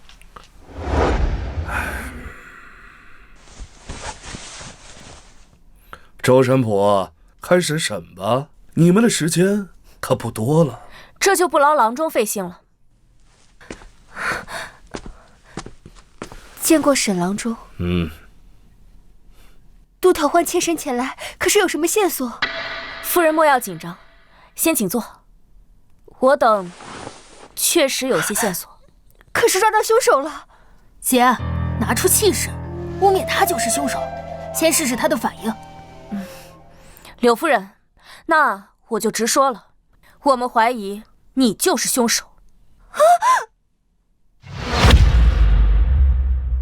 我们怀疑你就是凶手。什么？周捕头，你可莫要开玩笑！我与夫君情投意合，我为何要杀他？别看我说辞。我们能找夫人，自然是有证据。依据夫人的说法，你前来找府尹，结果发现房门被锁，于是拿钥匙开门，突然发现府尹被害，紧接着就发出惊叫声。可经过我们仔细查看房间，屋内唯一的窗户是从里面被锁上，除了这门，没有其他出口。凶手除了有钥匙的你，还能是谁？依我看，是夫人你先去杀了府尹，然后把门锁上，接着处理掉凶器和血迹，然后回到此处发出尖叫，将我们引过来。笑话！这府上又不止我一人有钥匙，你们为什么不去怀疑吴管事啊？吴管事有陆大郎君作为人证，证明他们案发时两人是在一起。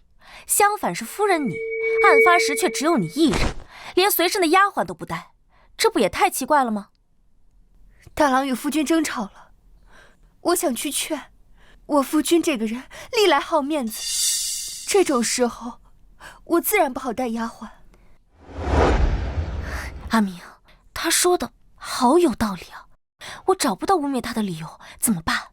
那就应变，实在不行就造他的谣。事已至此，柳夫人还要嘴硬吗？你别以为你背着府尹干的那些事我们不知道。你们知道什么？你们知道什么？哦，周捕头，你之前说过，我夫君生前对你多有照顾，如今他尸骨未寒，你就这么冤枉他的遗孀吗？柳夫人，我们只是就事论事罢了。府中你和曹大夫的流言也不是一天两天了。所谓空穴来风，必有其因。恐怕是府尹发现了什么，你怕事情败露，干脆先下手为强。够了！你个汴京府小小的女捕快，通判之位还是3日之前我夫君亲自替你生的，你不思感恩，反而在这里胡说八道，真是狼心狗肺，忘恩负义！哼！我的住处离我夫君书房只有几步之遥，大郎与老爷争吵，我便回了房，几位丫鬟皆可作证。我去老爷书房之时，并未带他们，可是他们都是亲眼看着我离开的，我根本就没有时间去杀害老爷啊！沈郎中，你就任凭他们污蔑好人是吗？可本官如今尚不是汴京府尹，汴京府的案子自然是不好插手的。不过夫人放心，就算他们今天诬陷了夫人，等明日本官上任之后，定还夫人个清白。至于诬陷好人、栽赃陷害之罪，依宋律杖40，流放3000里。差不多了，姐。夫人莫要激动，我这也是破案心切，再加上之前钥匙的原因，这才怀疑您。如今你解释清楚，确实是我的失误。哎呀，夫人莫气，夫人莫气。周燕啊，这毕竟年轻，做事不够沉稳。之后我便替您教训他啊。如果没什么事，我就先走了。等等，还有何事？我代我姐向您道歉。不过，身为家中主母，您认为杀害府尹的会是谁？还有谁？还不是他大儿子陆文成？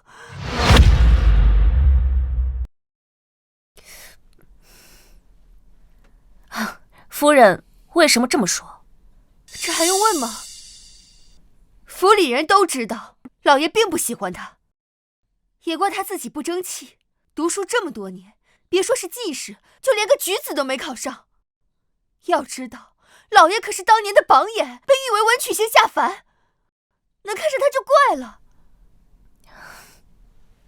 就算是这样，也不能说府尹就是陆大郎杀的吧？既然话说到这儿，我也就明说了。这大郎科举无望，时常惦记老爷手中的印官名额。这按照大宋律法，像老爷这种4品官，可以服印直系一个9品官缺。我因是妾室，虽得老爷宠爱，但始终失了名分。这二老便一直是庶出。这按大宋律法，庶子无资格任印官。这些年来，老爷虽未曾将印官职位给他，他也却未说什么。就在3日之前，这老爷突然向我提及要将我扶正之事。这些年来，我虽与老爷十分恩爱，时常也向老爷提及这扶正之事，可老爷业务繁忙，便一直拖着。这次他主动向我提及，我自然是欣喜，也没有多想。如今细细想来，一定是陆文成，怕我一旦扶正，这二老变成了嫡子，会对他造成伤害。这归根结底是我害了老爷。夫人请放心，若真是陆大郎所为，我等必会将他绳之以法。还请夫人先回去休息。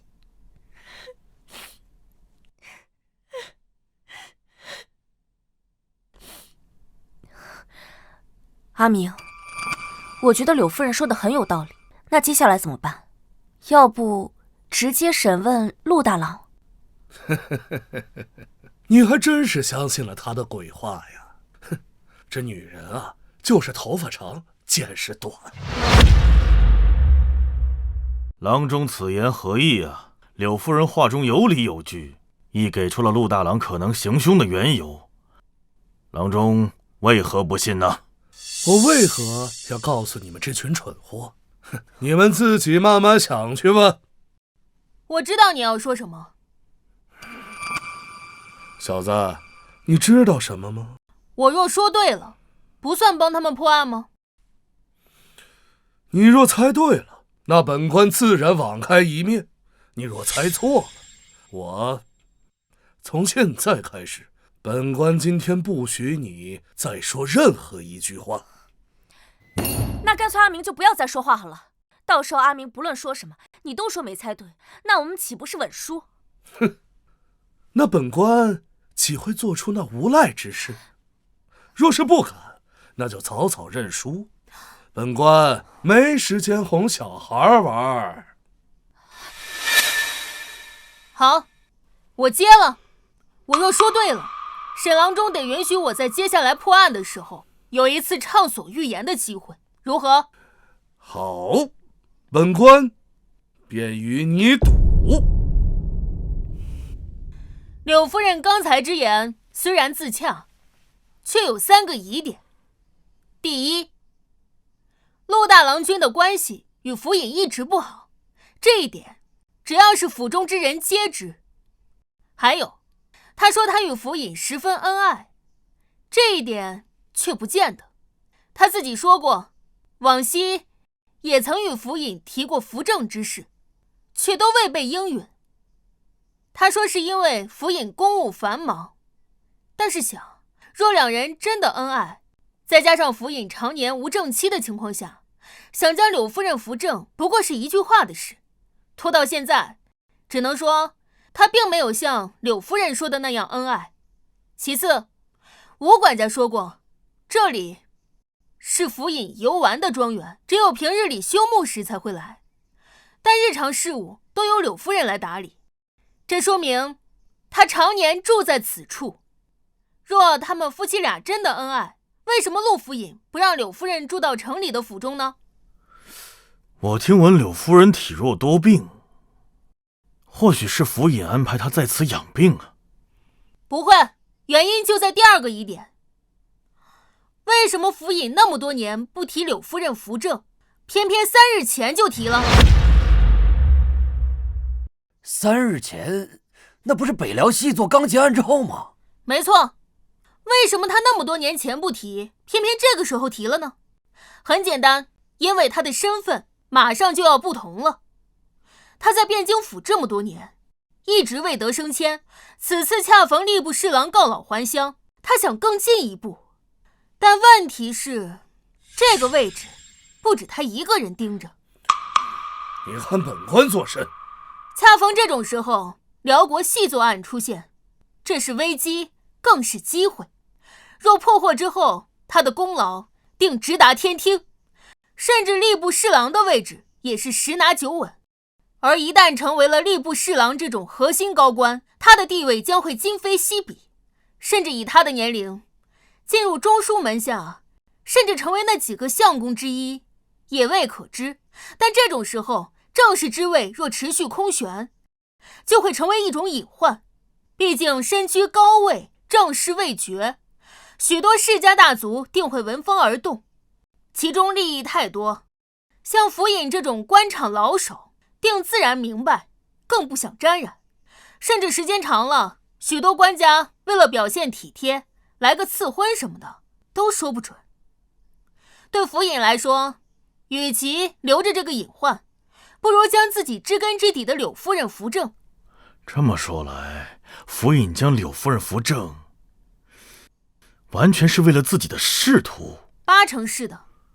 第3点，也是最重要的一点，杀人除了要考虑动机之外，还要考虑收益。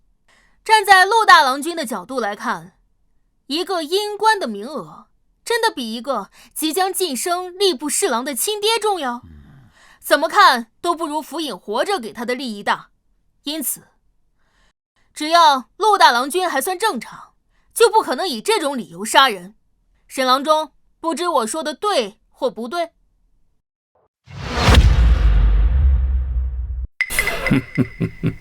小慧可观，惜乎气，时未广，终非庙堂之气。治术尚可，然用之不以正道，士卒为身之雷耳。恕此无礼！哼，好一个身之雷！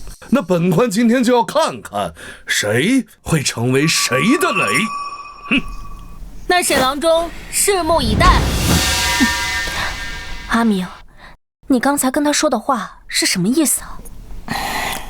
没事，他骂我小聪明难成大事，我骂他有点脑子，全用歪门邪道，早晚害人害己。不用管他，我们继续传陆二郎便可。去传陆二郎君。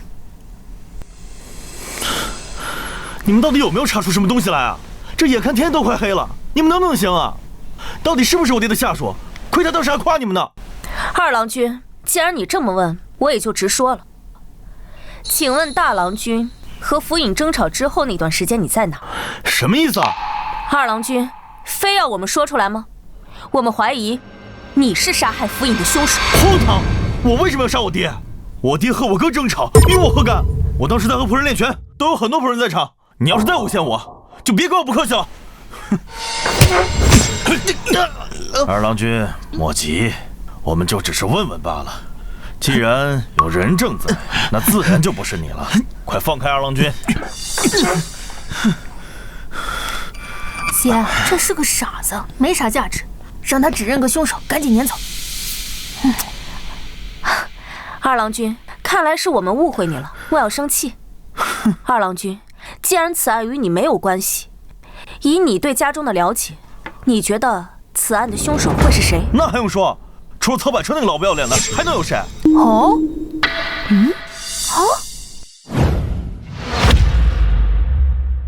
为何是他？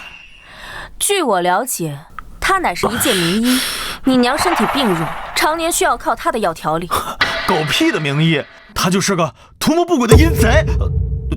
总之，他就不是好人。我爹一定是他杀的，你快把他抓起来，严刑拷打。好，我知道了，多谢二郎君提供的线索，先请回吧。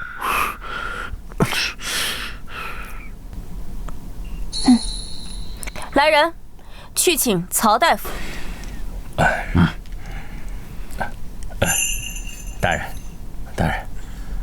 各位都头，不知找曹某何事啊？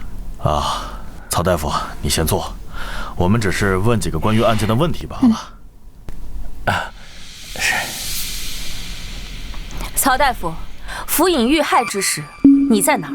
柳夫人又犯了病，府里的金线莲用完了，我回汴京去杏林堂去买，回府不过半个时辰。刚听说府尹遇害了，可有人同行作证？啊，只我一人。那这么说，就是没有证人喽？你什么意思？我们怀疑就是你杀害的府尹。荒谬！我与府尹无冤无仇，为何要杀他？无冤无仇，曹大夫可要知道，这天底下没有不透风的墙。我听不懂你在说什么。柳夫人已经承认你和他的关系了，你还想嘴硬到底吗？我叫周明，她是我姐姐周燕，你听说过我俩吗？沈郎中问些日常问题，不算直接参与吧？你问都问了，还问我，何用呢？这2日听闻你破了一桩大案，府尹赞不绝口啊。那你猜，府尹请我和我姐来，是为了做什么？果然是来查我的。以你和柳夫人的关系，只要府尹眼不瞎，都会怀疑。而他请我和我姐来，就是为了找到你和柳夫人有私情的证据。府尹让我们来抓奸，我怎么不知道？哎呀，骗他的！你不用管我说什么，只要注意他的回答就行。事实上，我见到你和柳夫人第一面的时候，就察觉到你们2个的关系不正常。你当时虽行色匆匆，可我依旧注意到你手指上青黑色烟墨。见到柳夫人的时候，虽隔着一层轻纱，可我却在她眉间看到相同的颜色。曹大夫之前在为柳夫人画眉啊。曹大夫，这是默认了？我早就知道瞒不住的，我早就提议过带着他远走高飞，可是他一直放不下如今的富贵生活。真的是你？我没错，是陆长该死！我以真儿青梅竹马，当年是他看真儿美貌，才要强行纳妾，真儿根本就不喜欢他。后来有一次，真儿生了病，我便借机自荐进入府中，后来没过多久，便旧情复燃了。所以你是和柳夫人察觉到我们来的目的后，想着先下手为强，杀掉了府尹，刚好陆大郎又和府尹吵完了一架，还能栽赃嫁祸给他，然后陆大郎就会因为弑父入狱，府尹的一切遗产都会被柳夫人和陆二郎继承，你也可以和柳夫人双宿双飞，对吗？不对，这件事与真儿无关，是我见到你们来后，怕私情暴露，杀了府尹。自始至终，真儿都不知情，他是无辜的。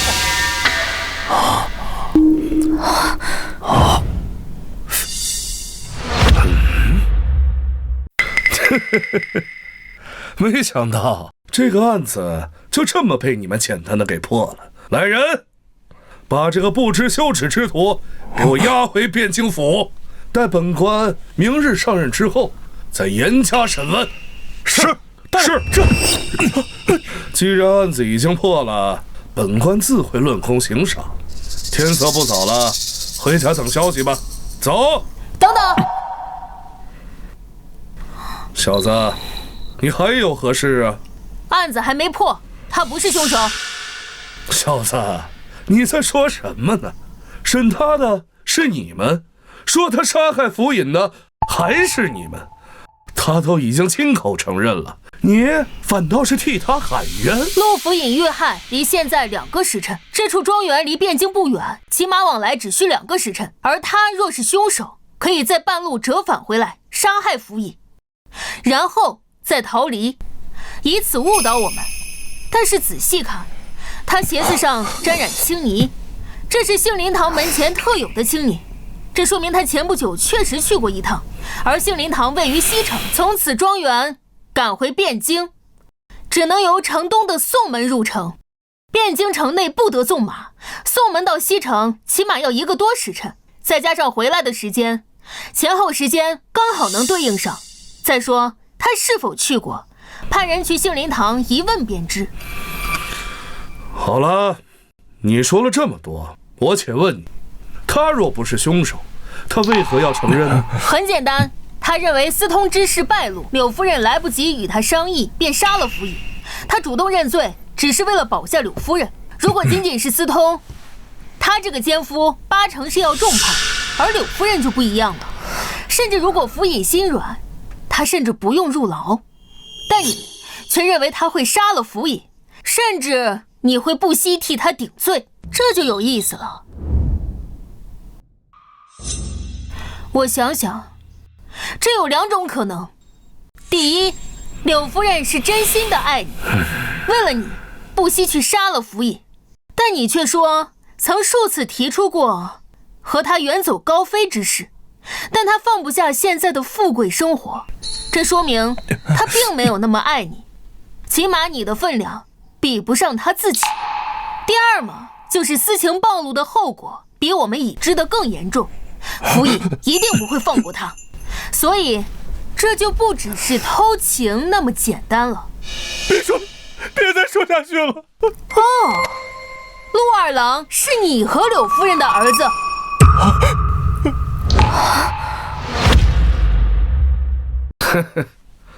人都言陆府尹为官7年，宽宏大度，如今看果然不虚，大度到替人养了18年儿子都不自知。我只是在帮我解查府尹被杀一事，可对你和柳夫人一事没多大的兴趣。不过都查出来了，李都统，按惯例应如何办？依宋律，该收监候审。今日的情况，若能破府尹被杀一案，当与凶犯一同押回汴京府；若府尹之案不能破，单独收监，择日审理。说来说去，不还是收监吗？来啊，安排房间，把他关押起来，等离去时再带回汴京府。至于那柳夫人，她毕竟是陆府尹的家眷，责令不许出庄，待本官上任后审过这个奸夫再问。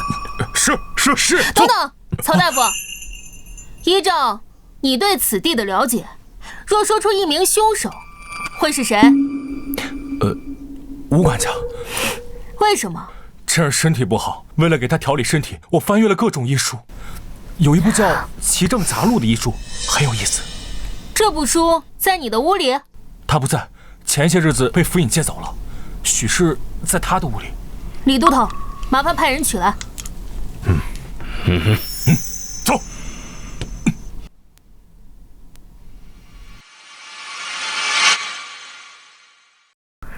督导，医书。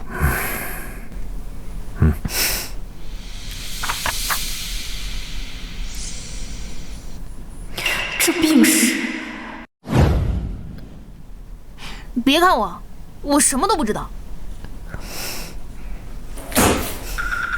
传吴管家。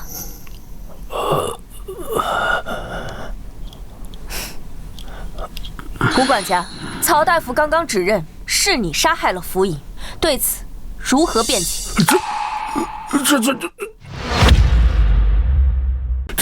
周捕头，这从何说起啊？自从大郎跟老爷争吵之后，我就一直跟大郎在一起，这一点大郎可以作证。那你和陆大郎合谋呢？周捕头说笑了，这大郎跟老爷那可是亲父子，俗话说父子哪有隔夜仇啊？大郎就算心有不满，那也不会跟我一起合谋杀害老爷呀！这太荒唐了。这一点都不荒唐。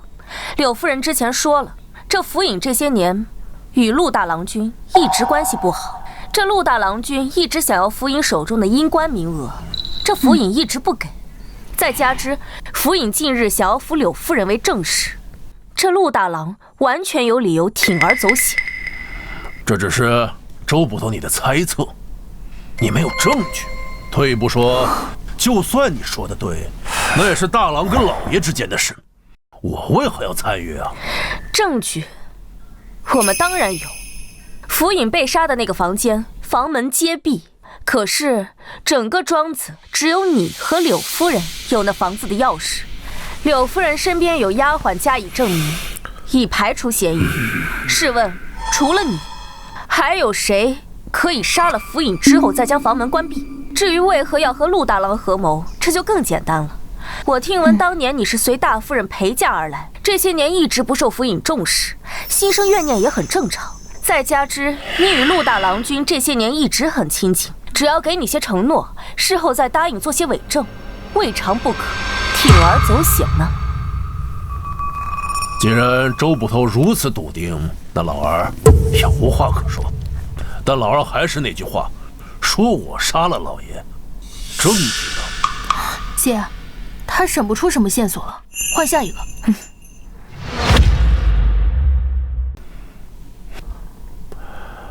不知几位唤陆某前来何事？家父心丧，有许多事情需我处理。陆郎君，你与府尹争吵之后去了何处？周捕头，此话何意？陆郎君，请你老实回话。我与家父争吵之后，便一直待在屋中。吴管家来寻我，并劝我说凡事以孝为先，我俩一直在一起。此事吴管家可以作证。吴管家已经招认，说是你二人合谋将其杀害。依你从小不被府尹喜爱，早已心生怨怼，再加之府尹欲将柳夫人扶正，你怕地位受到威胁，故而合谋将其杀害。笑话，这简直臆测！就算我与家父关系不怎么样，又怎会行此大逆不道之事？你们血口喷人，可有证据？郎中，您乃刑部重臣，便任由他们无凭无据冤枉一个好人。陆大郎，莫要生气，有本官在，断然不会放跑一个坏人，当然也绝不能冤枉一个好人。若是今天他们拿不出证据，本官万万不让他动你分毫。有郎中这句话，我就放心了。今日尔等污蔑我，若拿不出证据的话，我定不会善罢甘休。证据我们当然有，这间庄子有府尹屋中钥匙的只有吴管家和柳夫人。柳夫人已摆脱嫌疑，那除了吴管家还能有谁？既然是吴管家，你又帮其做伪证，那不是合谋又是什么？荒谬，荒谬至极！就凭这种臆断，便要定罪？家父上暂时就是这么教你们的吗？陆大郎君莫怪，我姐也是破案心切，想为陆府尹报仇。要不这样，你先在口供上签字画押，我们再继续查一查。若真不是这样，我们定还陆大郎君一个清白。雷都头，劳烦请陆大郎君签字。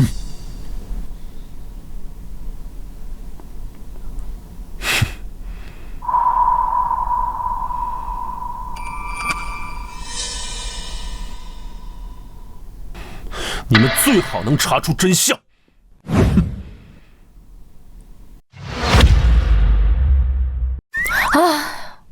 该审的人终于审完了。不，还有一个人没审。谁啊？秦柱。他案发时跟我们一直在一块儿，他也要审？不对，姐，你终于意识到，他和我们在一起的时间和案发时间其实是错开的。不过已经没关系了，依照现有的证据，这案子已经可以告破了，只差最后一点细节需要确认。李都头，我需要去汴京府查一个人的档案，不知可否？这个吧，原则上不可以。哎，小郎君，你想查谁的过去？嘿嘿，我可以代劳吗？那就有劳雷都头了。我想查陆府尹的流当。谁？啊？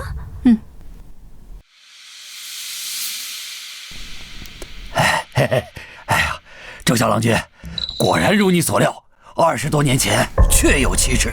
好，现在线索齐了，姐，召集所有人，可以宣告破案了。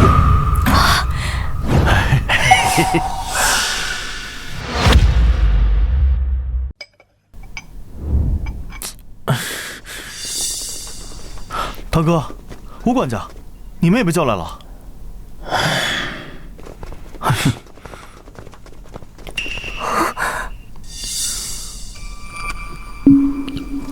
曹大夫，是怎么回事？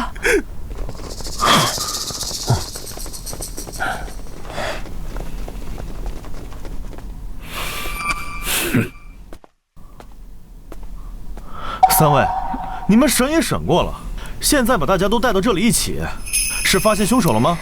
是的，我们已经确认了凶手，并且凶手就在这儿。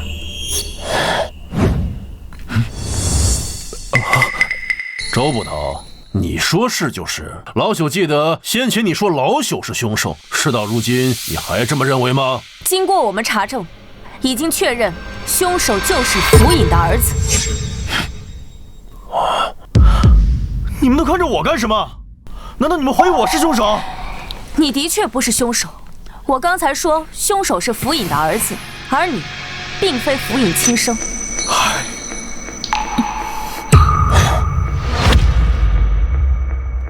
我不是我爹亲生的，笑话！你说不是就不是。娘，告诉他们。娘，你怎么了？你快告诉他们，我是我爹的孩子。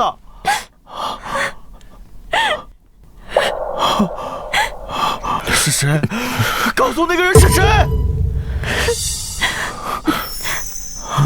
果然是你，我就知道是你！你这个禽兽，我杀你！陆二郎，莫要浪费大家的时间。你的家事以后有的是时间处理。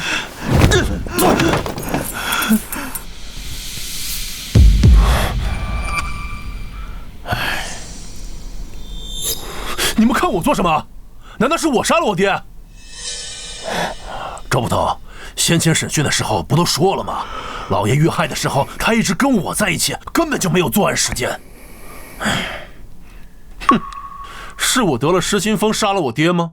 且不说这一条罪是大逆不道之罪，只要他还活着，我便是府尹之子，马上就能成为侍郎之子。就算为了我的前程着想，我有1万个理由去孝顺他，并非去杀他。不错，一开始查案的时候，我也第一时间怀疑过你，包括柳夫人用阴官之事污蔑你的时候，这份怀疑更是高涨。但类似的话，阿明也说过，不管在何种情况下，你确实没有理由杀福尹。但随着案件调查下去，以及阿明不断的提醒下，意识到在某种特定的假设下，其实你是有行凶理由的。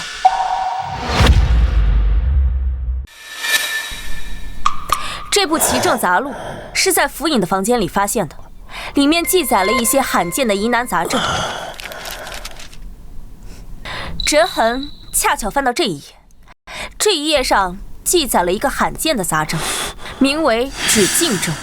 这种病不致命，年轻时不显现，只在愤怒时或年老后才会显示出来。发作时会心慌难耐，双手会不受控制的轻颤，喝酒便可缓解。吴管家，我没记错的话，我们刚来的时候，你好像有过类似的情况吧？两位见笑了，老毛病了，一旦发作便心慌难耐，双手更是止不住的颤抖。年轻时候还好些，如今越发不受控制了，喝些酒就好了。周捕头好记性。这份口供上是陆大郎今日的签字，诸位请看。这上面的字迹歪歪扭扭，看着别扭，不像大郎的字迹。李都头，柳夫人说的没错，李都头手上这张纸上是陆大郎正常书写时的字迹。陆大郎虽屡试不中，但平日里府尹还是对他严格要求，所以陆大郎的字写得还不错。但今天这份口供上的签字是我们亲眼看着他所写，那为什么会这样？他的手在抖。没错，当时我们污蔑他是凶手，他正处于气愤之中，所以签字的手无法控制地开始轻颤。《奇正杂录》中记载，止静症，父传子，代代相传，无药可医。原来如此，本官明白了。陆府尹研习这部医书，本就是怀疑你非他所出，此事被你察觉，便先下手为强，杀了你。哼，如此，这一切都说得通了。你若是陆府尹亲子，便没有任何理由杀他。可你非他亲生，一旦事情败露，你和吴管家将万劫不复，便不得不铤而走险。只是可惜了陆府尹，原以为是家门不幸，只有庶子非他所出，结果没想到，就连嫡子亦是他人的种，真是可惜可叹呐。你说的没错，我的确并非我爹亲生儿子，这一点我早已经意识到了。爹最近一直在怀疑我的身世，我也想过铤而走险，可我没来得及动手的时候，我爹已经死了。你的意思是，陆府尹不是你杀的？事情已经到了这个地步，你这个狼心狗肺之徒还在这里狡辩！来人，押回汴京府，大刑伺候。本官倒要看看你的嘴有多硬。是。郎中且慢。哦，他不是凶手。周捕头，这是何意啊？还是我来说吧。沈郎中，刚才我和你打赌，我还有一次畅所欲言的机会，还作数吗？哼，随你。我姐刚刚其实已经说得很明白了，杀害府尹的是他的儿子，但是陆大郎君与陆二郎君都不是府尹亲生，那自然就不是杀害府尹的凶手。等等，你的意思是，这陆大人还有个亲生儿子？那是当然。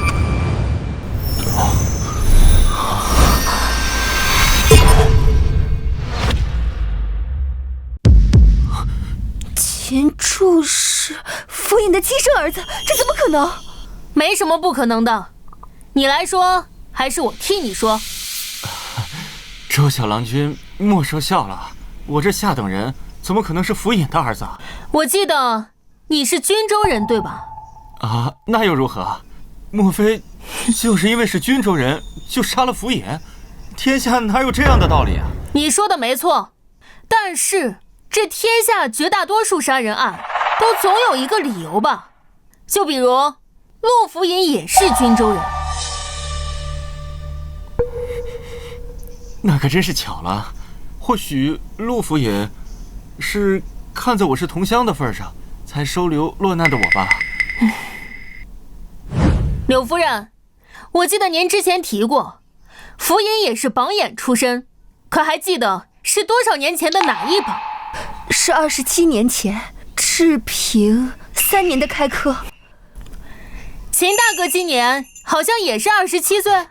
这又说明什么？我看过陆府尹的告申，里面有他的留档。在27年前，他中榜眼之时，朝中霍太尉相中了他，非要招他为婿，也就是大郎的亲娘，已逝的霍氏主母。这本是一段佳话，可就在第2年，有一个叫秦玉珍的女子，一路从均州乞讨到汴京，敲响了汴京府的鸣冤鼓，状告当科榜眼。这案子在当年并没有引起轰动，因为他根本就没有告起来。汴京府接了状子，不过3天，秦玉珍便自己撤诉。中间发生了什么，时过境迁，我也不知道。但根据当年只言片语的口供中，秦玉珍在均州还有一位孩子。哎，这可真巧，算算年龄，这位孩子与秦大哥同岁啊。故事编得可真好啊！可天下那么多同龄人，凭什么认为我是秦玉珍和陆正的孩子？奇怪，秦大哥怎么知道这孩子是秦玉珍和陆正的呢？在刚才的故事里，我只说过秦玉珍状告陆榜眼，却未提过他俩曾是夫妻。算了，现在也可以让你死心了。不得不说，秦大哥你真是位孝子。雷都头，东西呢？这儿呢。你在哪儿找到的？还给我！你屋里找到的。不得不说啊，你藏的还真隐秘。要不是我，换成其他人还真不好找。庶子！放开！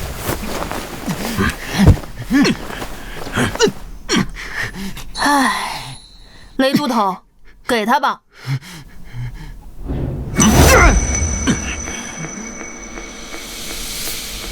现在可以说了吧？日一之子，没什么好说的。你说的没错，是我杀了陆正。那是他咎由自取。27年前他抛弃妻子，他罪有应得。我只恨杀他杀得晚了。好啊，原来罪魁祸首就是你这个畜生！来人，拿下！是。别碰我！自己走。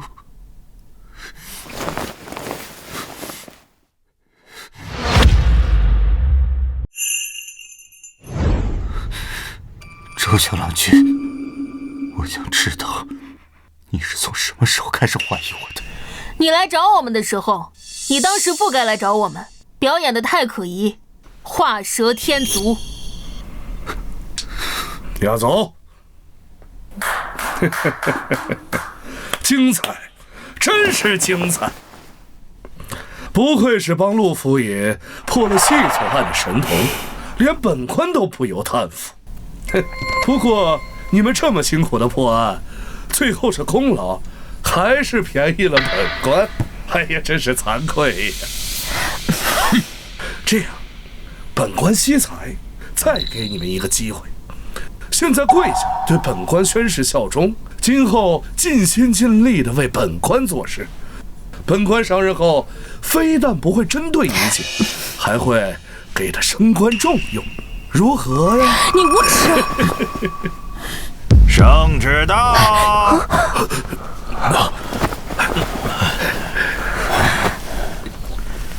刑部司郎中沈星接旨。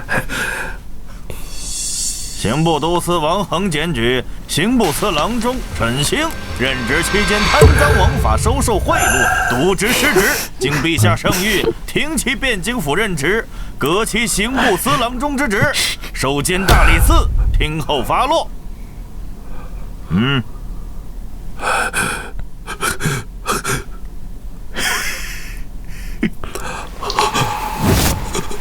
周燕、周明、李文广、雷云可在？在。咱家这里还有一份圣旨，周燕，你们4人接旨。陛下圣谕，汴京府尹陆正秉公、周燕、周明、李文广、雷云侦破北辽细作一案有功，特加封周燕为汴京府正7品子路参军，李文广加封为汴京府正8品左右军巡总使，雷云封为正8品提刑，赐周明大宋神探金牌，钦此。谢长官隆恩。看，这就是守护家人的感觉吗？这个时代其实也挺不错的。